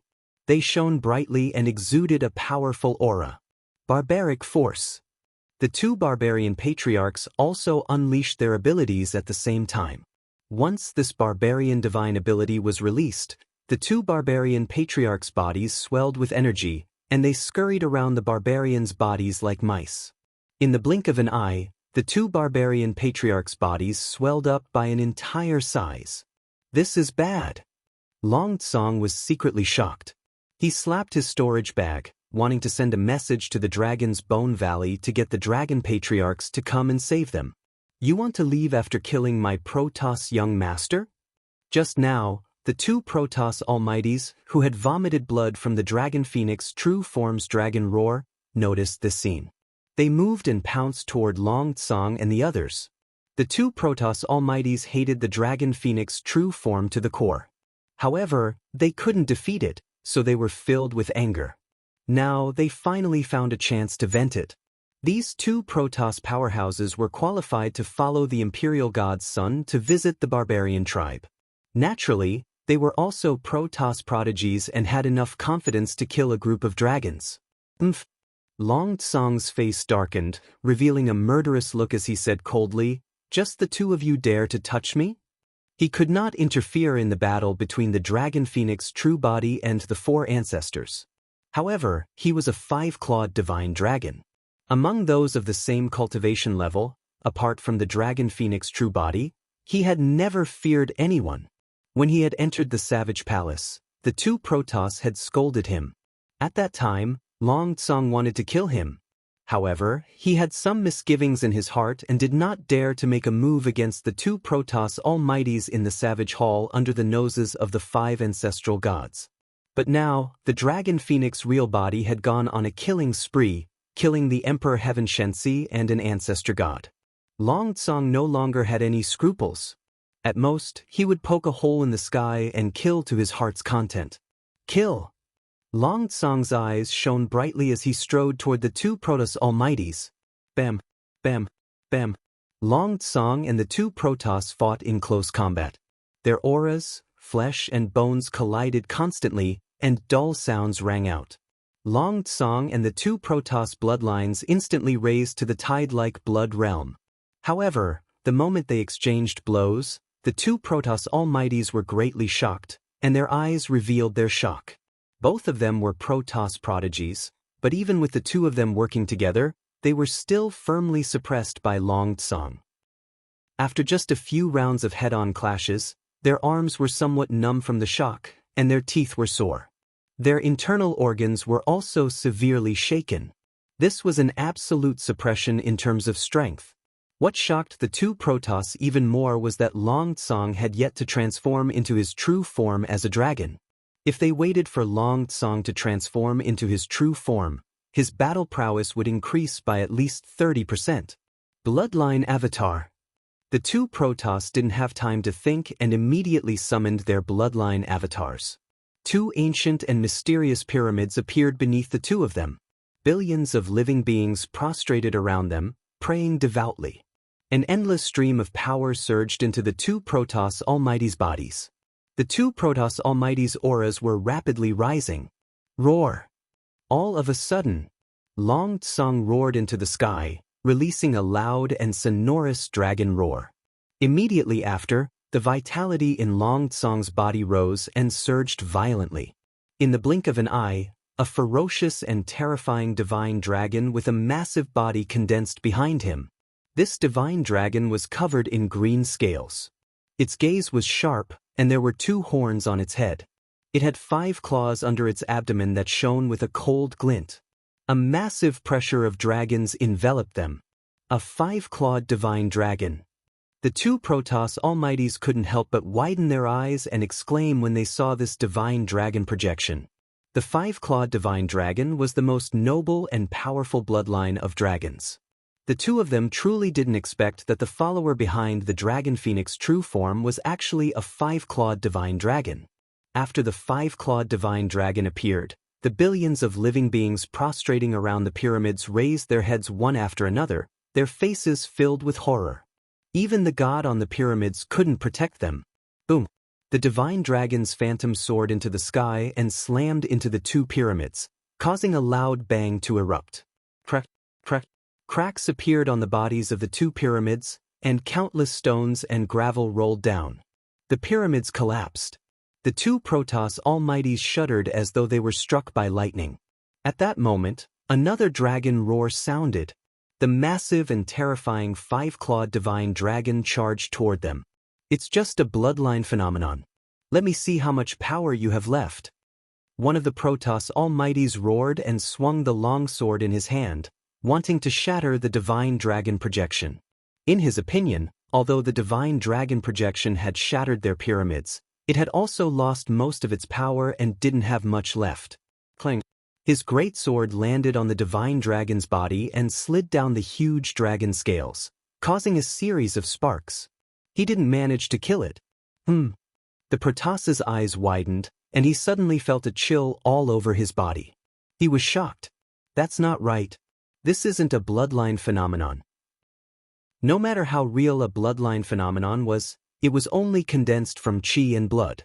And when this god slashed down, it felt as if he had slashed down on real dragon scales, real flesh and blood. Oh no! The Protoss shouted, it's his true form. The five-clawed divine dragon's true form.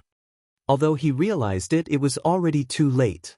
While Long Tsung activated his bloodline phenomenon, he also transformed into the five-clawed divine dragon's true form and charged forward, not giving the two Protoss Almighties a chance to struggle at all. Long Tsung opened his huge dragon mouth and bit down on one of the Protoss Almighties. Smith. Long Tsung's huge mouth closed. The Protoss Almighties disappeared, crushed into a bloody pulp by Long Tsung. Golden god blood flowed out slowly from the gaps between Long Tsung's teeth. Boom! Long Tsung swung his dragon tail. Before the other Protoss could react, a large shadow enveloped him and directly sucked his body into a bloody mist. Not even his bones were left. Protoss Almighties didn't have any means of rebirth from a drop of blood. The mighty figure's body and spirit were destroyed by the divine dragon's tail whip, and he died. Long Tsung unleashed his might and killed two Protoss Almighties. Chapter 1542. Although Long Tsung had killed the two Protoss mighty figures, it did not affect the current situation. Even if he transformed into his true form as a five-clawed divine dragon, he was still not qualified to interfere in the battle between Ancestor Realm cultivators. The two patriarchs and ancestor gods released their divine powers one after another. The dragon phoenix true body was still calm without any fear. It was indeed difficult for one to die after entering the Mahayana realm and comprehending blood rebirth. However, just because it was difficult to die did not mean that they could not be killed. Otherwise, many patriarchs of the human race would not have died over the years. Even for Mahayana patriarchs, their essence spirits were fatal. Once their essence spirits were destroyed and their souls dissipated, even if their bodies were intact, it meant that their consciousness would dissipate along with their deaths. There was another way. It was to destroy every single inch of the Mahayana patriarch's life force without leaving a single drop of bloodline. Even if their essence spirits were intact, they would not be able to reconstruct their bodies. The combat strength of Mahayana patriarchs that lost their bodies would be reduced, and it would be much easier to kill them. The dragon phoenix true body had a cold expression. The blood rebirth of a Mahayana patriarch could not scare him. He had a secret skill that could wipe out one's essence spirit directly. Reverse scale. When he saw the two patriarchs and ancestor gods charge forward, the glabella of the dragon phoenix true body shone and his massive spirit consciousness condensed and compressed, spreading out a shuddering spirit consciousness fluctuation. A palm-sized scarlet scale floated out from the glabella of the dragon's true body. It was crescent-shaped and looked ordinary. However, the entire world seemed to tremble when the dragon scale appeared. Space seemed to have frozen. The reverse scale had descended. The dragon phoenix true body believed that even if the four patriarchs of the primordial races were not killed by the reverse scale, their essence spirits would be severely injured. At that time, he would have the absolute advantage and crush them. The expressions of the two patriarchs changed. However, there was no fear on the faces of the two ancestral barbarians. Instead, there was disbelief. How is that possible? The two patriarchs were shocked. The young master of the barbarian race widened his eyes in disbelief as well. After the reverse scale appeared, to the surprise of the dragon phoenix true body, although the four patriarchs of the primordial races paused, they did not conjure essence spirit secret skills to fight against it. The two ancestor gods frowned slightly with bewildered expressions. The heart of the dragon phoenix true body shook, and its eyes narrowed slightly. Under his gaze, the reverse scale, which had just formed, quickly dissipated and disappeared in the blink of an eye. Ha! The middle-aged ancestor god heaved a sigh of relief and laughed out loud. Longimo, you're truly foolish. You're just asking to be humiliated by releasing an essence spirit secret skill in the territory of the Berserkers. Every single one of the primordial 9 races specialized in different powers and territories. The weaknesses of every primordial race were different. For example, the witch race had the weakest physique and bloodline among the primordial 9 races and was not much different from ordinary humans. However, in terms of cultivation and comprehension of the primordial spirit, the Magi were the strongest. On the other hand, the barbarian race was the exact opposite. The barbarians' physical bodies were extremely strong. In terms of physical training, they even surpassed the dragons and Protoss. However, the Berserkers were the weakest among the primordial 9 races in terms of cultivation of their essence spirits. In the Primordial War and the Antiquity War, there were almost no experts of the same level who could injure or severely injure the physical body of the brute race. However, there were still many brute race members who died in the 2 great battles. Most of the brute race members' bodies were intact and they died to essence spirit secret skills. Therefore, essence spirit secret skills could not be condensed in the territory of the Berserkers with the divine powers of the ancient Berserker Emperor. In the territory of the Berserkers, they could use dermic arts, divine powers, or their physical bodies and bloodlines. However, they could not release essence spirit secret skills. Actually, the fact that the Dragon Phoenix true body could condense a reverse scale had already given the 2 patriarchs of the Berserker race a shock. In the territory of the Berserker race, with the divine powers of the ancient Berserker Emperor, it was impossible to even condense essence spirit secret skills, let alone release them. Just now, the reverse scale was truly condensed. However, it could not defend against the divine powers left behind by the ancient Berserker Emperor and dissipated rapidly. Long Huangjin's body and mind moved. Soon he realized this. This unforeseen event was somewhat out of his control. Kill! The middle-aged ancestor god hollered and the phantom of a heavenly god swayed.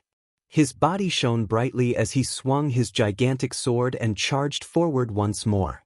The old woman swayed as well and made use of the divine powers of a heavenly god's descent to arrive suddenly. She swung her dragon-headed walking stick and smashed it down. The 2 patriarchs of the Berserker race charged forward as well. The Dragon Phoenix true body could sense that the Berserker race was still wary and restrained themselves. They did not summon their dermic treasures the entire time. Even so, the power released by the divine powers of the 4 patriarchs was incomparably terrifying and was enough to kill him. Without time to think, the dragon's true body channeled his essence spirit. In his consciousness, a spirit turtle appeared on the surface of the sea and roared into the skies. Condense! The dragon's true body hollered softly. A divine light burst forth from his glabella and lingered in midair without dissipating. Buzz! A divine power that shook heaven and earth descended. A gigantic stone shield appeared in front of the dragon's true body. It was crude and ancient with curved patterns etched on it in a mysterious manner. This stone shield was like an ancient tortoise shell. The grooves on the tortoise shell were already shining brightly, emitting mysterious brilliance. It was an innate divine power from the mystic classic of the 12 demon kings of the great wilderness, Spirit Turtle Shield. This was also the strongest defensive method of the Dragon Phoenix true body. Almost the moment the Spirit Turtle Shield was formed, the attacks of the 4 patriarchs descended. Clang, clang.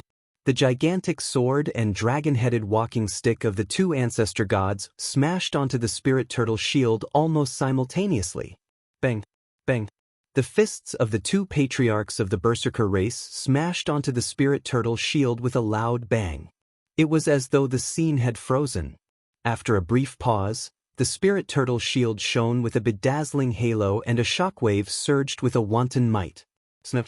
The Spirit Turtle Shield shattered. The gigantic sword and dragon-headed walking stick were repelled. The 2 patriarchs of the Berserker race took half a step back as well. The Dragon Phoenix true body was in an even worse state. He fell rapidly and smashed heavily into the ground with a bang, causing sand and rocks to fly everywhere and dust billowed. Cough, cough.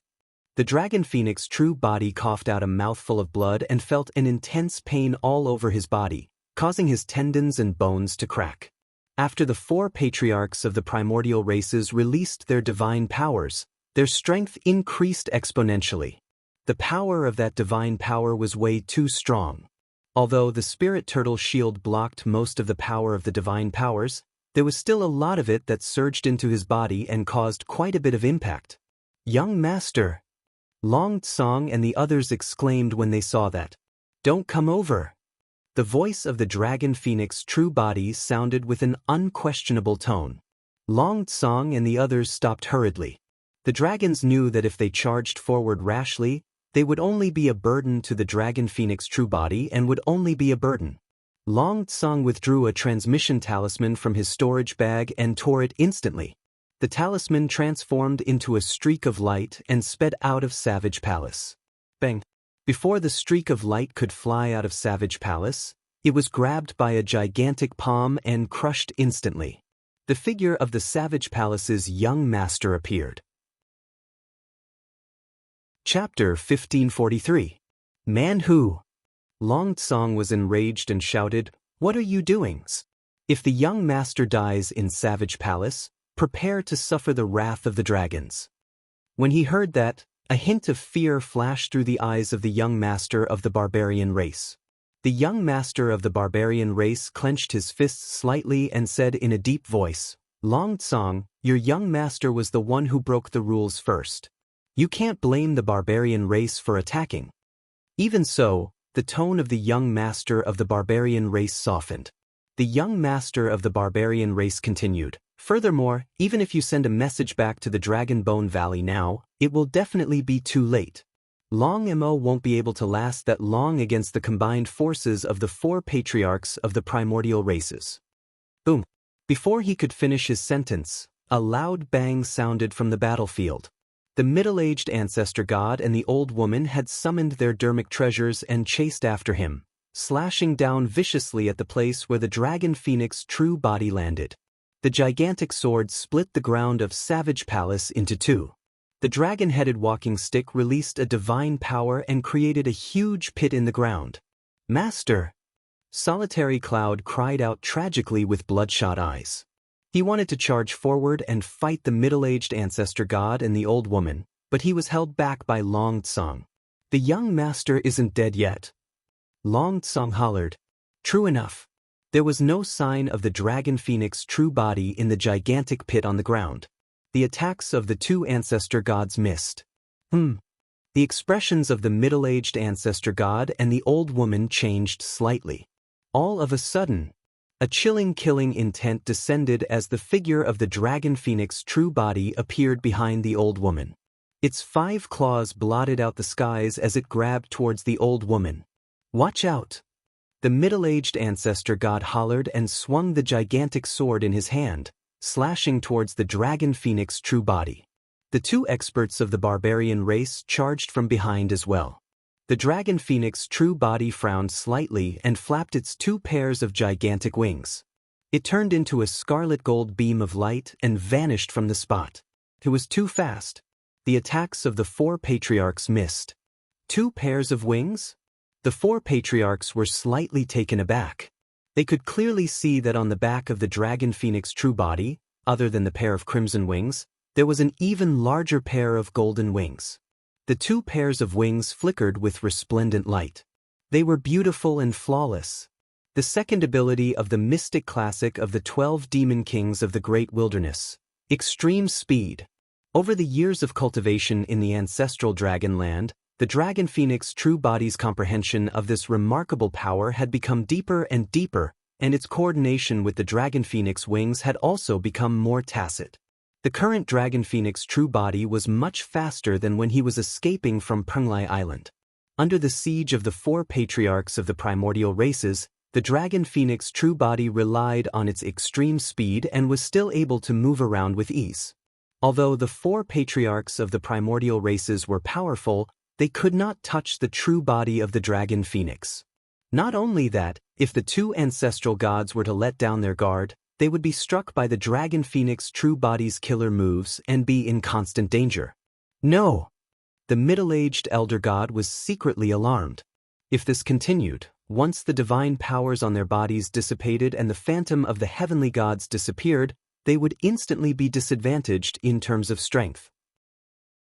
At that time, the four of them would definitely not be able to defend against the dragon phoenix's attacks. We have to force him to fight us head-on.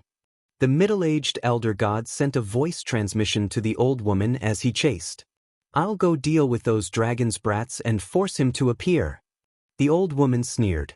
After saying that, she left the battlefield in a flash and lunged towards Long Tsong and the others with a murderous aura.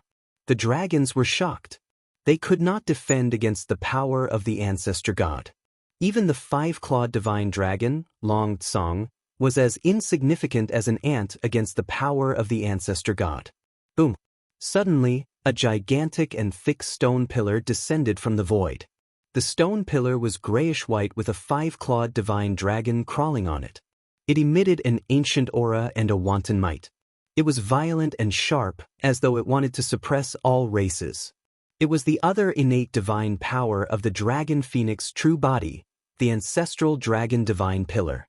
The ancestral dragon divine pillar descended from the skies and was tens of thousands of feet tall.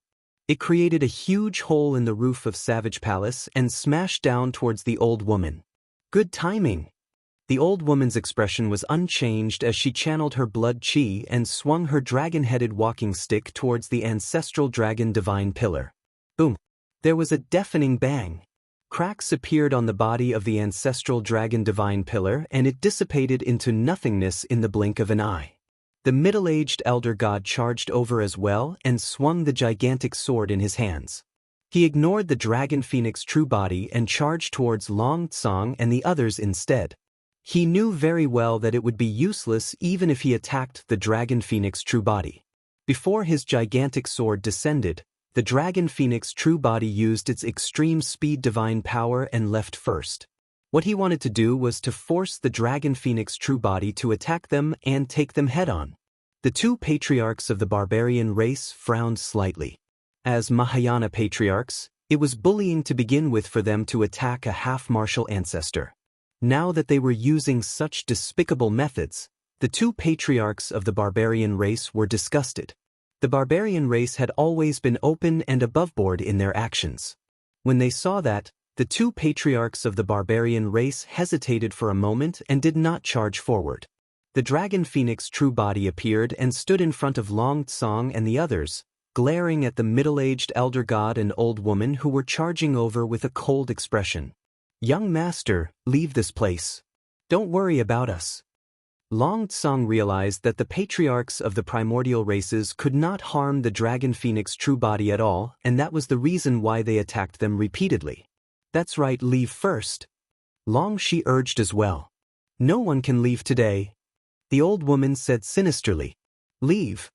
The dragon phoenix true body's gaze was burning and murderous as he said slowly, since I chose to attack, I have no intention of leaving. Furthermore, you guys won't be able to leave today either. The two ancestor gods wanted to kill the dragon phoenix true body. However, the two of them did not realize that the dragon phoenix true body wanted to kill them as well. The blood chi within the dragon phoenix true body surged and let out the sound of a tsunami. His aura rose continuously without any signs of stopping. Around the dragon phoenix true body, crimson demonic chi rolled and surged. Within the blazing flames, one after another, terrifying and lifelike primordial demon kings with frightening gazes condensed rapidly. Wild Ox Demon King, Stone Bear Demon King, Anaconda Demon King, Sanguine Ape Demon King, Divine Chariot Demon King, Hell Tiger Demon King, Wind Leopard Demon King, Desolate Ocean Dragon King, Sea Calming Turtle. After the 9 demon kings, the 10th demon king appeared, the golden-winged great rock. The 10 demon kings were born from the flames and descended. Their bodies were filled with powerful auras and their claws were sharp. Their demon eyes shone with a ferocious glint as they surrounded the dragon phoenix true body. Under the protection of the 10 demon kings, the dragon phoenix true body's aura was torrential as it reared its head and roared, releasing a piercing roar. The 10 demon kings roared at the same time. That roar resonated and echoed in the savage palace. The entire hall began to shake and dust rustled down, as though it was about to collapse at the next moment. The young master of the barbarian race was struck by a gigantic air wave and fell to the ground with a shocked expression. The 2 ancestor gods that charged over were the first to bear the brunt of the impact.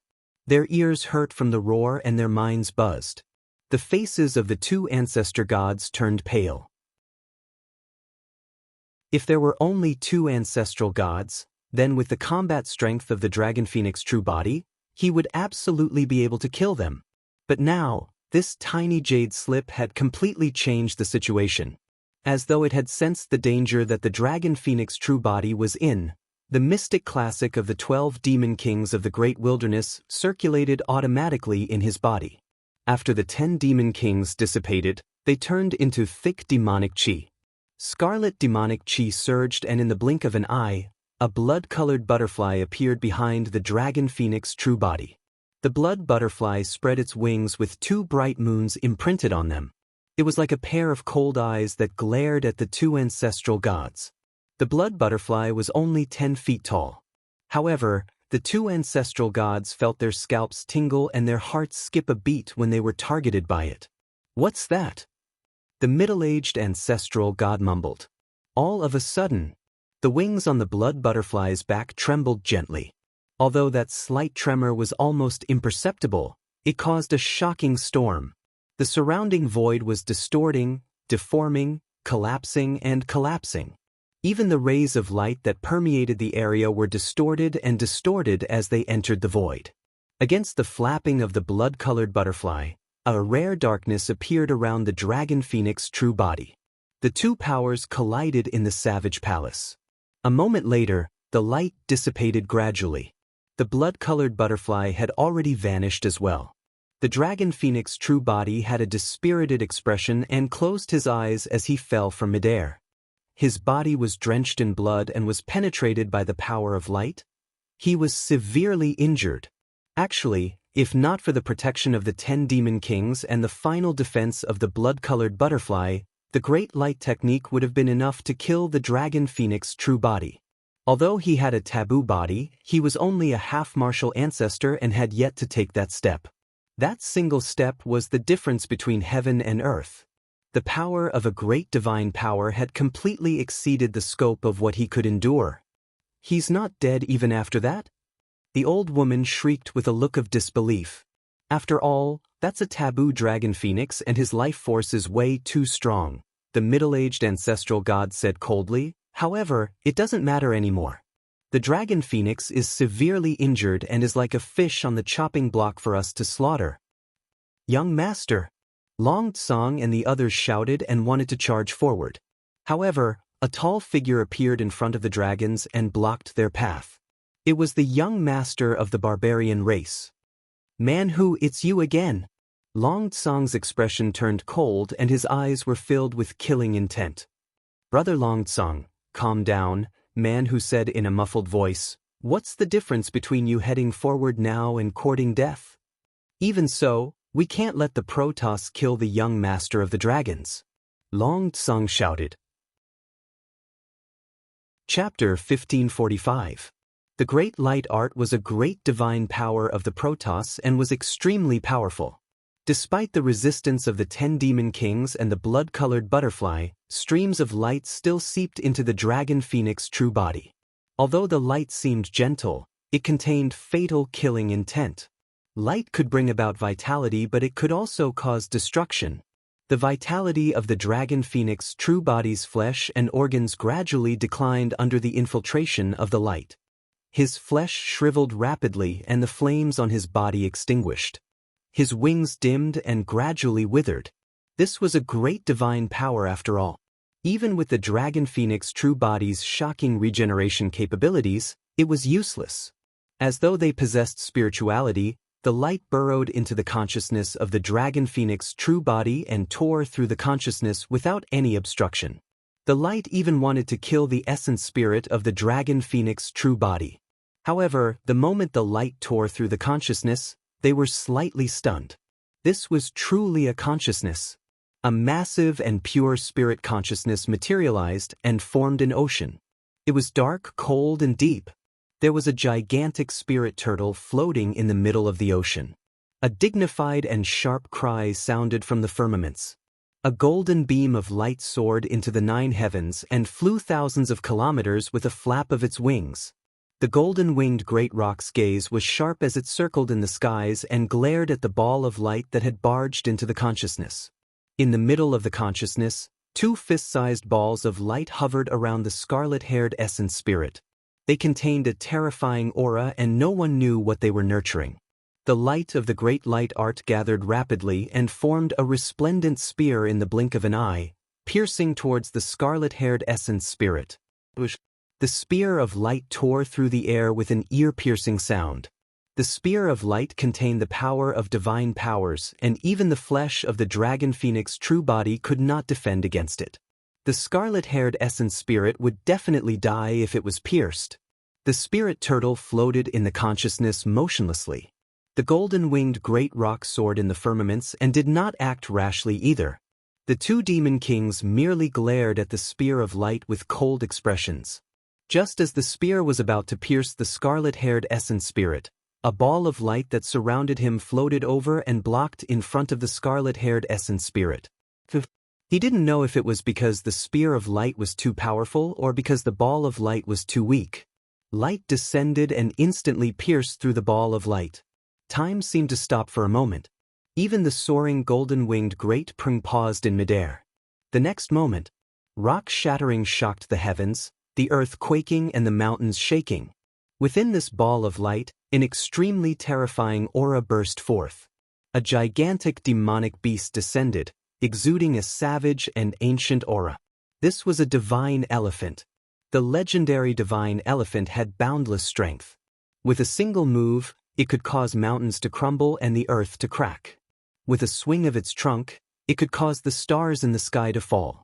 On the massive body of this divine elephant, every inch of its flesh and blood was filled with explosive strength. The most conspicuous part of this divine elephant were the tusks on both sides of its trunk.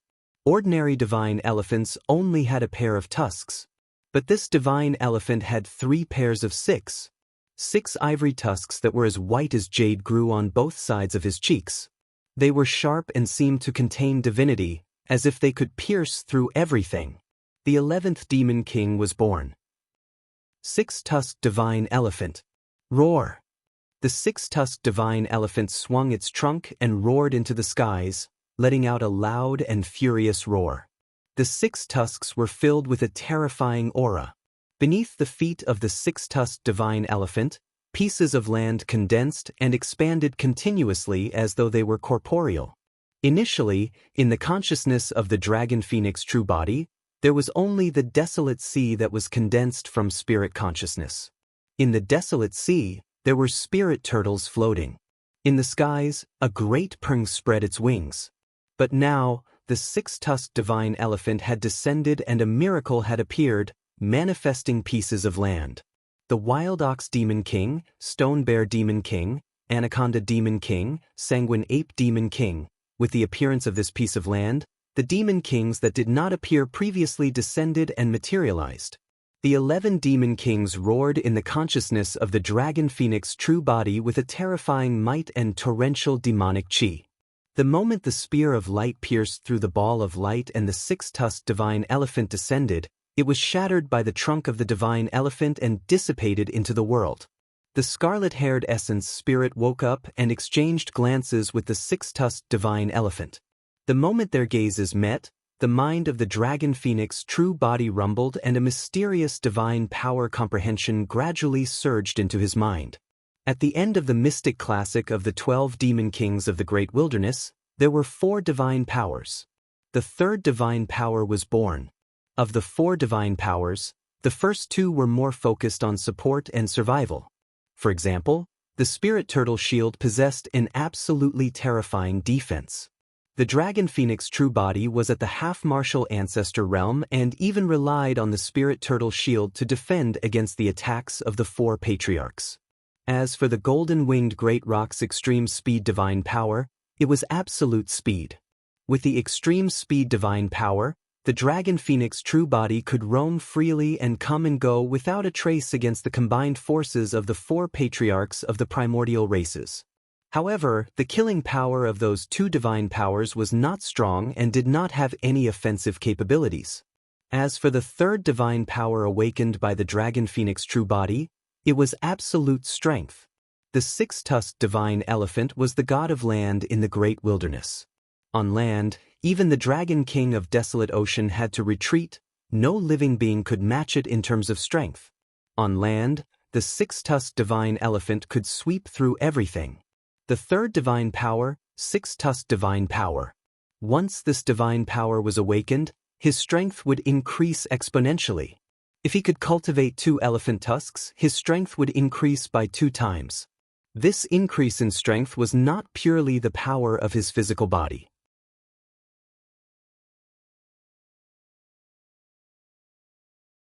Chapter 1547.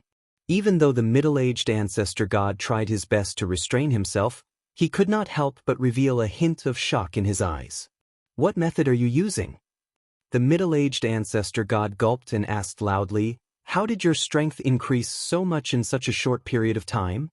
That's impossible." Even though he saw it with his own eyes and experienced it personally, the middle-aged ancestor god was still unwilling to believe it. Even a small divine power would not bring about such a shocking transformation. "Do you want to know?" The dragon phoenix true body looked at the 2 ancestor gods with an indifferent expression.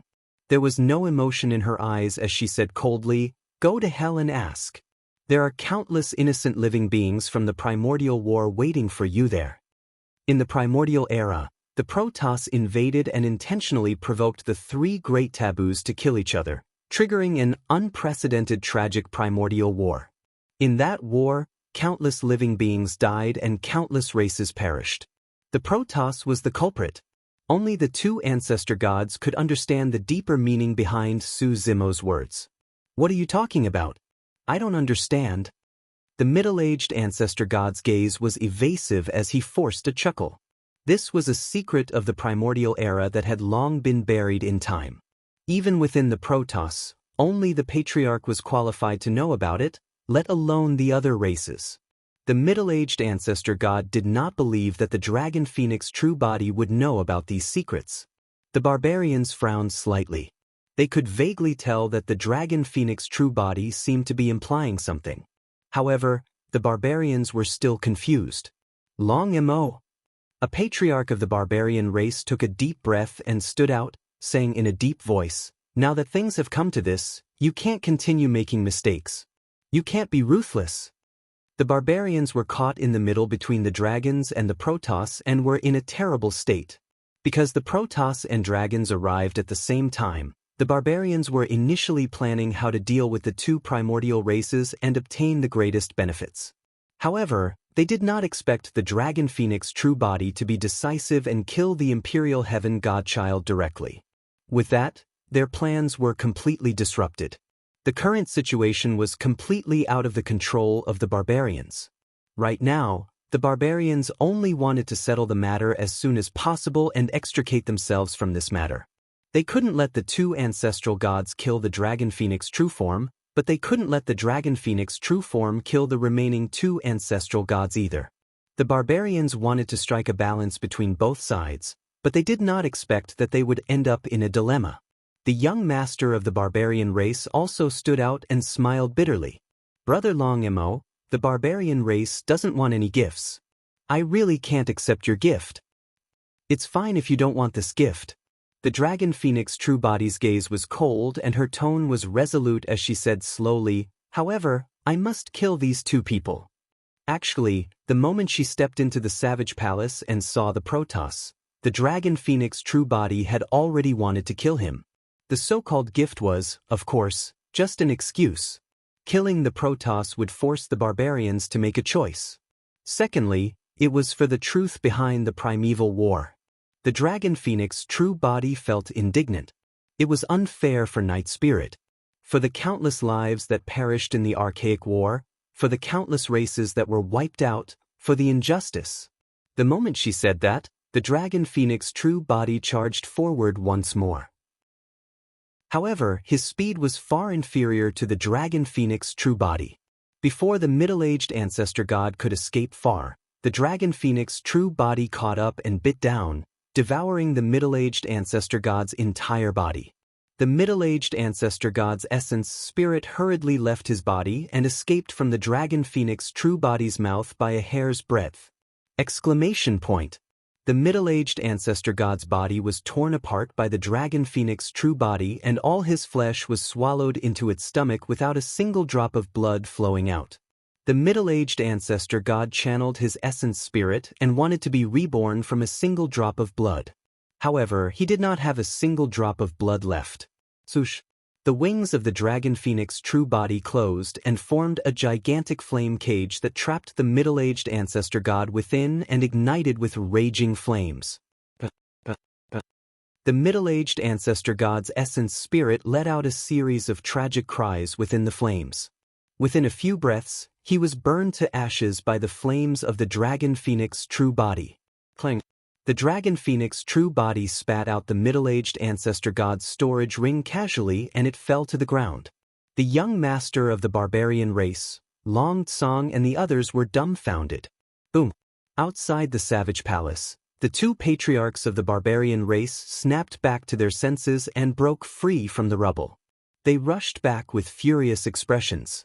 The moment the two patriarchs of the barbarian race rushed into the savage palace, they stopped in their tracks and stared blankly at the scene before them. Everything was over. Including the young master of the Protoss and the three ancestor gods, a total of 6 Protoss were wiped out without a single survivor.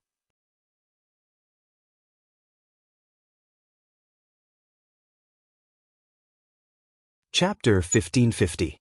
After a long wait, the 10,000 races gathered in Enigma Palace. From morning until noon, no primordial races appeared. Dong! Finally, the bell in Enigma Palace sounded. Many cultivators were invigorated. The palace lord of Enigma Palace led his disciples over hurriedly.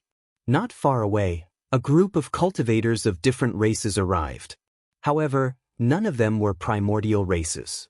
The palace lord of Enigma Palace was slightly stunned and reacted quickly with cupped fists. So, it's Penglai Island. Welcome, please come in. That group of people were cultivators of Penglai Island. The leader was the island lord of Penglai Island. Behind the island lord of Penglai Island followed a gloomy-looking young man with a long saber by his waist and a cold gaze.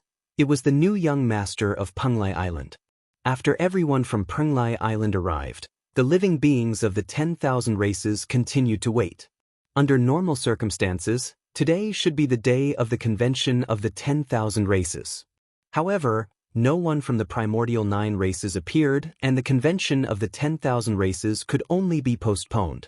Although no one said it out loud, the living beings of the 10,000 races had a tacit understanding. A few figures stood among a group of demons. One of them was tall and his hands drooped naturally, almost reaching his knees. Occasionally, there would be a flash of blood in his eyes. It was Monkey in human form. Beside Monkey was the dignified Linghu. Beside Longhu was Ching Ching, who had transformed into a beautiful woman with slender legs. On the other side of Monkey was the Golden Lion and Little Fox. Over the years, Monkey and the brothers had roamed Tianhuang mainland. Among the 8 demon regions, they had explored all 5 of them apart from the 3 seas.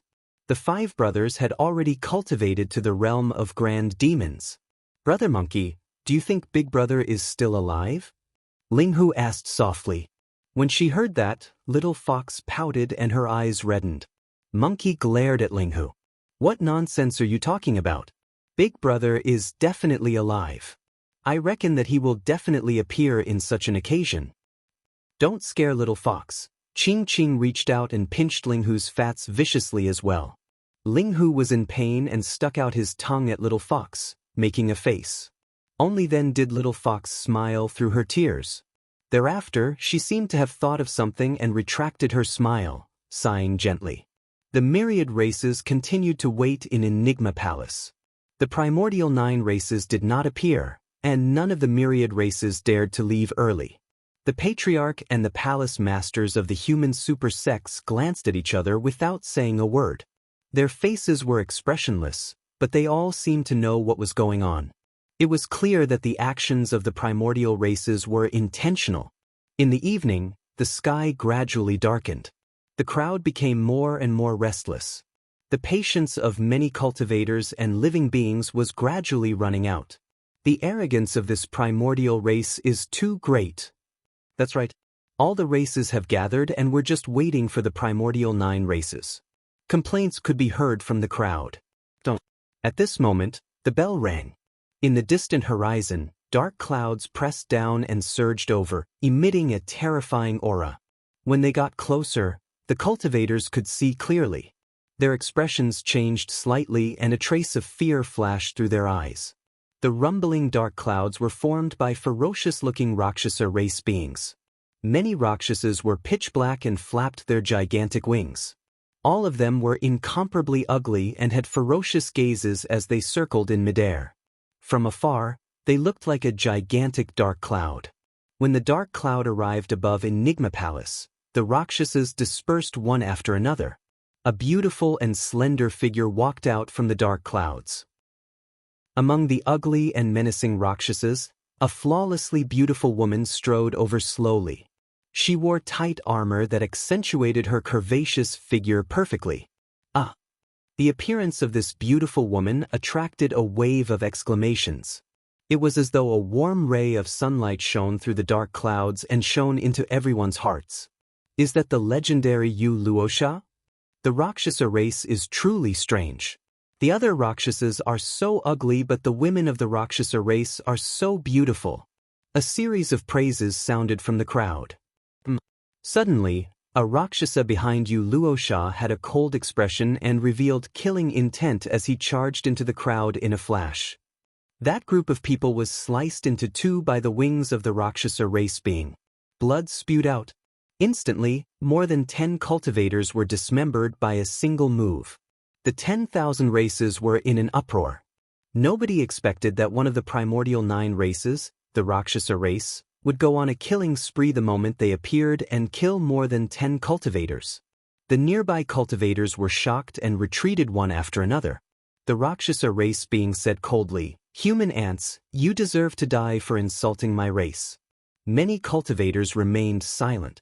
Even if some cultivators were enraged, they did not dare to make a sound. Just now, there were only 3 or 4 cultivators who were being discussed. However, the moment the Rakshasa race being attacked, more than 10 cultivators were killed. In the eyes of the Rakshasa race, they truly did not take human cultivators seriously. Killing more than 10 cultivators was as easy as crushing a few ants. The palace lord of Enigma Palace swept his gaze and his expression darkened. However, he went forward and cupped his fists. "Welcome, fellow Taoists of the Rakshasa race. Please enter." Yu Luosha walked in with a cold expression. Hundreds of ferocious-looking Rakshasa race beings followed behind Yu Luosha. All of a sudden, a Rakshasa race being attacked once more and charged towards the direction of Overlord Palace of the Fiend sections. Wielding 2 curved sabers in his hands, he killed 2 Overlord Palace cultivators on the spot. The 2 Overlord Palace cultivators were completely unprepared and their eyes were widened in confusion even in death. The Overlord Palace Lord gripped his fists tightly and took a deep breath of air, asking in a deep voice, "Fellow Taoist Rakshasa, what's the meaning of your actions?" The Rakshasa race being sneered, "Just now, I heard the 2 of them complaining that we were late. How dare they complain about the Rakshasa race? They have to die too." Many Rakshasa race beings grinned and bared their scarlet fangs, looking like malevolent ghosts from hell that were terrifying. "But do you have an opinion?" The Rakshasa race being glared at the Overlord Palace Lord with a dark gaze and raised his brow. The Overlord Palace Lord grit his teeth and lowered his head under the gaze of the Rakshasa race being, saying softly, "No." "Very good. the Rakshasa race being turned and left with a satisfied expression. From then on, all the races went silent. None of them dared to make a single sound. Nobody wanted to provoke the Rakshasa race and attract killing intent for no reason. All of a sudden, a Rakshasa race being turned around and looked at another group of people with killing intent. The cultivators standing there were none other than the people from Misty Peak. Their leader was the old immortal crane of Misty Peak.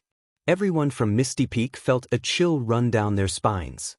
They did not say anything at all and merely stared at Luosha for a moment because she seemed familiar. They did not know why they would attract killing intent. They did not dare to look at Luosha anymore, afraid that they would be targeted by the Rakshasa race. Su Xiaoning frowned. You want to kill someone just because you took a second look? How is that reasonable in this world? Fufu. Ling Hu stifled a laugh. How interesting. My eyes are on my body and I can look wherever I want. It's none of your business. The Rakshasa race being's gaze swept through the crowd and landed on Ling Hu as he barked coldly, You have a death wish. The Rakshasa race being spread his wings and transformed into a streak of dark light, vanishing instantly. The next moment, he was already above Ling Hu's head. Descending from the skies, his sharp wings slashed towards Ling Hu's head. It was way too fast. Many cultivators could not react in time. However, Ling Hu was prepared. Electric arcs shone on his body as he roared and reverted to his true form instantly. Waving his tiger claws, he clashed against the Rakshasa race being's wings. Clang, clang, clang. Sparks flew everywhere. In the blink of an eye, Ling Hu defended against more than 10 killing moves of the Rakshasa race being. However, Ling Hu's body was massive and he was far inferior to the Rakshasa race in terms of speed and agility. As such, he was flustered by the series of attacks. Scram! Right then, a roar sounded from the battlefield as an incomparably thick golden rod suddenly descended and smashed towards the Rakshasa race being. The Rakshasa race being wanted to dodge but realized that no matter how he dodged, he could not break free from the range of the golden rod. Clang! The Rakshasa race being summoned his curved saber hurriedly and blocked in front of him. The curved saber collided against the golden rod. The golden rod burst forth with an extremely terrifying power and struck the Rakshasa race being's chest with ease, sending him flying. The crowd was in an uproar. Nobody expected this seemingly insignificant monkey to be so domineering as to attack the Rakshasa race being. More than that, nobody expected this monkey to send a conjoint body Rakshasa race being flying with a single strike. Ling Hu chuckled. Brother monkey, you're still the best. Boom. Monkey's expression was cold and his eyes shone with a scarlet glint. He looked at the Rakshasa race being not far away and slammed imminent heavily on the ground. The limestone on the ground exploded instantly. Monkey's demonic chi was torrential and he suppressed the Rakshasa race being completely in terms of aura. Bang! The Rakshasa race being fell to the ground but got up quickly. His expression was grim and a few bones in his chest were broken. This bit of injury was nothing serious for a conjoint body mighty figure. However, the Rakshasa race being felt humiliated. This was the convention of the 10,000 races and countless eyes were watching, to think that he would be beaten up by a monkey. Myriad Nether, your combat strength has regressed. How embarrassing. The other Rakshasa race beings laughed when they saw that. The myriad nether Rakshasa's face alternated between shades of green and white and the killing intent in his eyes intensified as he said coldly, Don't just stand there and watch the show. Kashi, come out and help me. Sure, the Rakshasa named Kashi grinned and flew out a long time ago, unable to hold it in any longer. He stuck out his scarlet tongue and licked his lips. The myriad nether Rakshasa clutched his chest and said as he recovered from his injuries, I'll leave that monkey to you. No problem. Kashi Rakshasa's eyes were filled with excitement. The myriad nether Rakshasa shifted his gaze and glared at Misty Peak once more, saying coldly, Just now, those ants are staring at our young master. I'll kill them first. Chapter 1552. That's enough. A cold voice sounded from the front. Luosha noticed the commotion and frowned, hollering. Young master, it's truly rude of those ants to stare at you, the Rakshasa myriad underworld said. Don't worry, young master. I'll kill those ants for you and won't let their blood dirty your hands. Yuluosha frowned slightly and his expression darkened as he waved his hand impatiently. It's just a glance. It's nothing. There's no need to pursue this matter. That won't do, young master. You don't have to be so magnanimous towards these ants. Even if they can be spared from death, they can't escape punishment. The Rakshasa myriad underworld did not realize anything and said with a fawning expression, I'll go dig out their eyeballs as punishment. Over the years, the Rakshasa race had slaughtered wantonly in Tianhuang mainland without much obstruction. The bloodthirsty nature of the Rakshasa race was completely unleashed. With that said, the Rakshasa myriad underworld's figure flashed and lunged towards the group from Misty Peak. The expressions of Su Xiaoning, Ji Chengtian, Leng Ro and the others changed and they were about to stop him. Swoosh!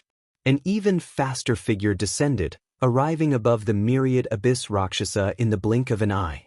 The figure reached out with his fair palm and gripped the Rakshasa myriad underworld by the neck, throwing him to the ground fiercely. Bang! The Rakshasa myriad underworld was smashed into the ground and his tendons and bones were ruptured. He grimaced in pain and sweat broke out on his forehead. Just as he was about to curse, he swallowed his words when he caught sight of the figure before him and almost bit his tongue.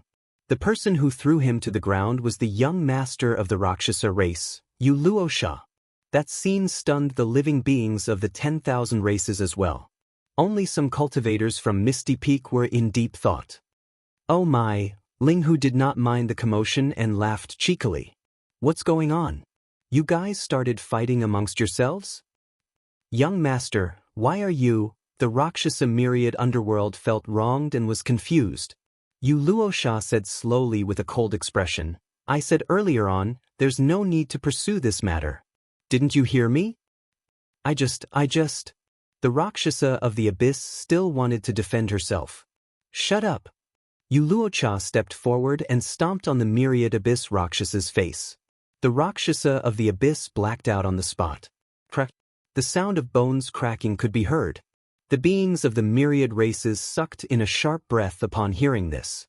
This stomp had crushed the myriad abyss Rakshas's face. When the beings of the myriad races saw how beautiful Yuluosha was, they originally thought that she was a gentle and easy to talk to. Who would have thought that his sudden attack would be so terrifying and vicious that even his own clansmen would be crippled? Most importantly, all of the beings of the myriad races were completely at a loss. He didn't understand why this beautiful Yuluosha would suddenly become angry. Was it simply because the myriad abyss Rakshasa had disobeyed her orders? Even the Rakshasas were confused, let alone the living beings present.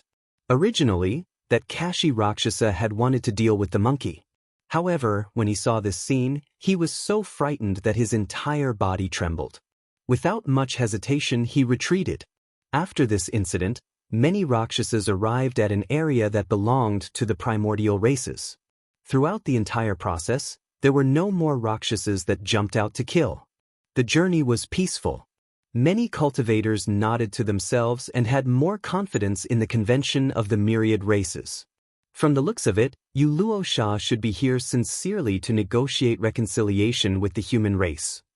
Misty Peak is truly lucky. If Yuluosha hadn't attacked, a huge battle would have broken out. That's right. The other primordial races haven't arrived yet. If a huge battle breaks out, this convention of the myriad races won't be able to continue. Dong! Just as everyone was discussing, the bell of Enigma Palace sounded once more. Far away, a group of cultivators in dark green robes walked over slowly. The group of cultivators looked no different from humans. However, their faces were pale and deep in their eye sockets were a pair of ghastly green eyes that were extremely frightening. The witch race had arrived at Enigma Palace. The leader of the witch race was thin and his cheeks were deeply sunken. He looked like a skeleton that could be blown away by a gust of wind. However, when the living beings of the myriad races present saw the witch race, their hearts skipped a beat and they revealed looks of fear. That's young Master Gui Wu, right? It should be him. I heard that 20 years ago he unleashed a nascent divinity curse and severely injured a human race patriarch. Yes, although that patriarch escaped, he died not long after. That's way too scary. Many cultivators lowered their heads and did not dare to look at the witch race, afraid that a curse would descend. Greetings, young Master Guiwu. Please come in. The Palace Lord of Enigma Palace led many Enigma Palace cultivators forward. Young Master Guiwu was expressionless and did not even look at the Palace Lord of Enigma Palace. Just like that, he led the witch race and walked past the Enigma Palace cultivators without saying anything. This was not a slight. This was a complete and utter disregard. The Palace Lord of Enigma Palace's expression changed slightly. However, after cultivating for the past 100 years, he had already become much more composed. Even though he was insulted as such, he was still indifferent and merely smiled faintly. Right then, an Enigma Palace cultivator suddenly shrieked and fell to the ground. He struggled and rolled on the ground continuously as a green mist emanated from his body.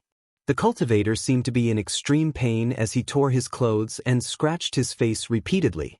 In a few moves, a large piece of flesh was torn off his face and he was unrecognizable.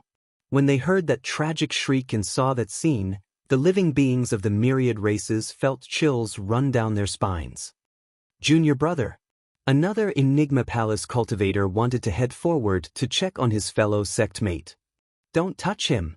The Palace Lord of Enigma Palace's expression changed starkly as he reminded hurriedly. Unfortunately, it was already too late. The palm of the Enigma Palace cultivator at the back touched the cultivator on the ground and his palm was tainted with green mist as well. In the blink of an eye, the flesh on the Enigma Palace cultivator's palm began to rot and fall off. The cultivator let out a tragic cry as well. Many Enigma Palace cultivators were alarmed and dispersed. In that short period of time, the Enigma Palace cultivator who fell to the ground first was already motionless and his body had turned into a pool of blood. There was only a corpse left on the spot. A conjoint body mighty figure was dead just like that. The second mighty figure of Enigma Palace did not last long either. In front of everyone, he died in a few breaths and turned into a pool of blood. The people from Enigma Palace were powerless to do anything. They could only watch as this scene unfolded. Su Xiaoning had just closed in and took out an elixir. By the time she wanted to help, it was already too late. The Palace Lord of Enigma Palace gripped his fists tightly with a furious expression. Turning to look at young Master Guiwu, he took a deep breath and asked in a deep voice, "May I ask what's the meaning of this, young Master Guiwu?" Young Master Guiwu coughed twice and said sickly, "He was too close to me earlier on. I was careless and was killed by him. It was an accidental injury." Two conjoint body mighty figures of Enigma Palace were killed just by the words "too close" and "accidental injury." The Palace Lord of Enigma Palace was enraged. However, he could only endure it for the sake of the convention of 10,000 races. The cultivators were silent and their hearts were filled with sorrow. At that moment, they gradually experienced the barbaric, cold-blooded, cruel and heartless era of the primordial era in the legends. Chapter 1553. The Rakshasa and Witch race were only two primordial races and they were already so domineering. Many cultivators were secretly worried. The situation doesn't look too good. The patriarch of Snowdrift Valley was a middle-aged beauty. She looked rather gentle and murmured with a hint of melancholy. Amitba, Abbot Hui Shin of Dipankra Temple had a worried expression as well as he chanted a Buddhist proclamation. The primordial races were way too domineering and there was not much room for negotiation for the human race. The outcome of this convention would not be optimistic either. Dong! The bell of Enigma Palace rang once more.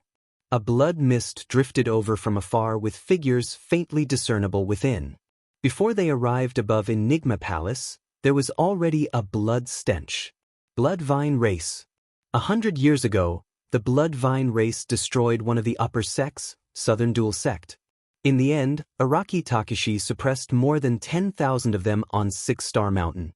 Even the young master of the Bloodvine race, Teng Lingzi, was killed. That battle caused the Bloodvine race to lose face. However, for the past 100 years, the Bloodvine race had been infamous. Not long ago, they had even destroyed one of the immortal sects, Clear Wind Temple. In that battle, more than 10 Mahayana patriarchs of Clear Wind Temple died. In the end, even emperors appeared. The emperors of Clear Wind Temple were buried on the peak of Clear Wind Mountain, causing a huge uproar in the cultivation world. Compared to the Bloodvine race, the Rakshasa and Witch race did not make much of a move in the past few years. Many cultivators felt their hearts skip a beat and instantly turned nervous, afraid that they would be noticed by the Bloodvine race and be killed. The Palace Lord of Enigma Palace took a deep breath of air and suppressed the anger in his heart. His expression returned to normal as he welcomed them with cupped fists. "Greetings, everyone from the Bloodvine race. Please come in." The current young master of the Bloodvine race was Ting Luo. He was also an extremely famous monster incarnate in the Bloodvine race. However, if Teng Lingzi had not died, Ting Luo would not have had the chance to become the young master of the Bloodvine race. Teng Luo's bloodthirst was even greater than Teng Lingzi's. "How lively!" Teng Lingzi licked his lips and swept his gaze through the crowd, saying excitedly, "There's so much fresh blood food. I can't wait." Hee hee. The Bloodvine race let out a wave of laughter that caused one's hair to stand on end. The beings of the myriad races felt a chill in their hearts when they heard this. The Bloodvine race had just descended and did not conceal their thoughts at all. In the eyes of the Bloodvine race, the living beings of the myriad races were merely food. Teng Luo's gaze swept the surroundings. The beings of the myriad races all avoided his gaze, not daring to look him in the eye. "Haha." Teng Luo had a complacent look on his face as he said with a smile, "Don't worry, I've just eaten a few hundred blood food. I'm not hungry yet." As he spoke, Teng Luo led the group of Bloodvine clan members in. Many cultivators heaved a sigh of relief. Boom, boom. The bell rang twice in a row. Two groups of cultivators could be seen rushing over from the distant horizon. The cultivators on the left all had blonde hair and blue eyes. They were tall and strong, and the men were handsome while the women were beautiful. They looked like a pair of golden boy and jade girl. The Protoss had arrived. The cultivators on the other side looked no different from humans. However, there was a faint vertical line of blood between the eyebrows of these cultivators, like a closed eye. The Heavenly Eye race had arrived. Two primordial races had arrived at Enigma Palace at the same time. The Palace Master of Enigma Palace appeared once more and welcomed the two primordial races in. The one leading the Protoss should be the Shao Xiang goddess. Indeed, she's peerless and flawless. She's not inferior to you, Luosha. Many cultivators looked at the woman leading the Protoss and could not help but praise secretly. That's strange. Legend has it that the Protoss's Shao Xiang goddess and the Imperial Heaven Divine Sun are an immortal couple. They're a match made in heaven and often appear together. Why is there only the goddess and not the divine sun in such a grand occasion? I'm not sure. They must have been delayed by something. Some cultivators communicated with their spirit consciousnesses secretly. Who's the blind man leading the Heavenly Eye race? Right then, the young master of one of the upper sects, Heaven Shaking Sect, sent a voice transmission and asked secretly. The leader of the Heavenly Eye race had shoulder-length hair and was expressionless. There were two pitch-black holes where his eyes should be, and he looked a little terrifying. The Patriarch of Heaven Shaking Sect sent a voice transmission. "What blind man? Be careful. That person is not to be trifled with and is vicious. Don't cause trouble. Patriarch, don't worry. We're communicating with our spirit consciousnesses and he can't hear us," the young master of Heaven Shaking Sect said indifferently. "There's nothing wrong with being careful." The Patriarch of Heaven Shaking Sect reminded before explaining, "That person is the young master of the Heavenly Eye race, Remnant Eyes. I heard that he crippled his own eyes in order to cultivate his Heavenly Eye when he was young." The young master of Heaven Shaking Sect was secretly speechless. The Patriarch of Heaven Shaking Sect continued, "Say, Remnant Eyes is so ruthless to himself. How ruthless is he to others? Now that he's at the half-martial ancestor realm, he can definitely regrow his eyes, right? The young master of heaven-shaking sect asked again. The patriarch of heaven-shaking sect shook his head. If he regains his eyes, his cultivation will be crippled by more than half. The fact that he named himself Remnant Eyes means that he's determined to never see the light for the rest of his life. That's way too ruthless. The young master of heaven-shaking sect grinned and transmitted his voice. What's the fun in not being able to see for the rest of his life for the sake of cultivation? At that instant, the young master of the heavenly eye race, Remnant Eyes, suddenly came to a stop. Remnant Eyes slowly turned his head. A pair of pitch-black holes were facing the direction of heaven-shaking sect. At that instant, the patriarch of heaven-shaking sect and the young master of heaven-shaking sect were startled. They felt their scalps tingle and their hearts seemed to have stopped beating. Fellow Taoist Remnant Eyes, what's the matter? The patriarch of heaven-shaking sect tried his best to remain calm, but his voice was trembling uncontrollably. Remnant Eyes said calmly, I hate hearing others talk about my eyes the most. Besides, you guys just said a word that I'm extremely unwilling to hear, blind. The patriarch of heaven-shaking sect and the young master of heaven-shaking sect turned extremely pale instantly as cold sweat dripped down from their bodies. Remnant Eyes curled his lips with a mocking expression. Do you guys think that I can't hear your divine consciousness voice transmissions?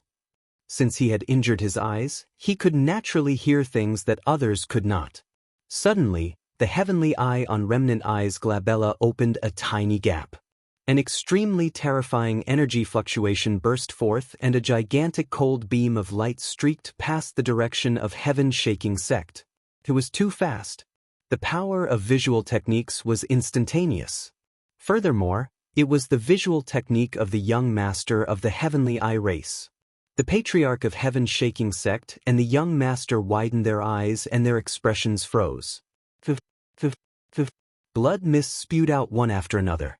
In the blink of an eye, dozens of cultivators and 3 conjoint body mighty figures of heaven-shaking sect were killed by the visual technique and their essence spirits were destroyed. On the ground, there was only a pile of minced flesh left with a stench.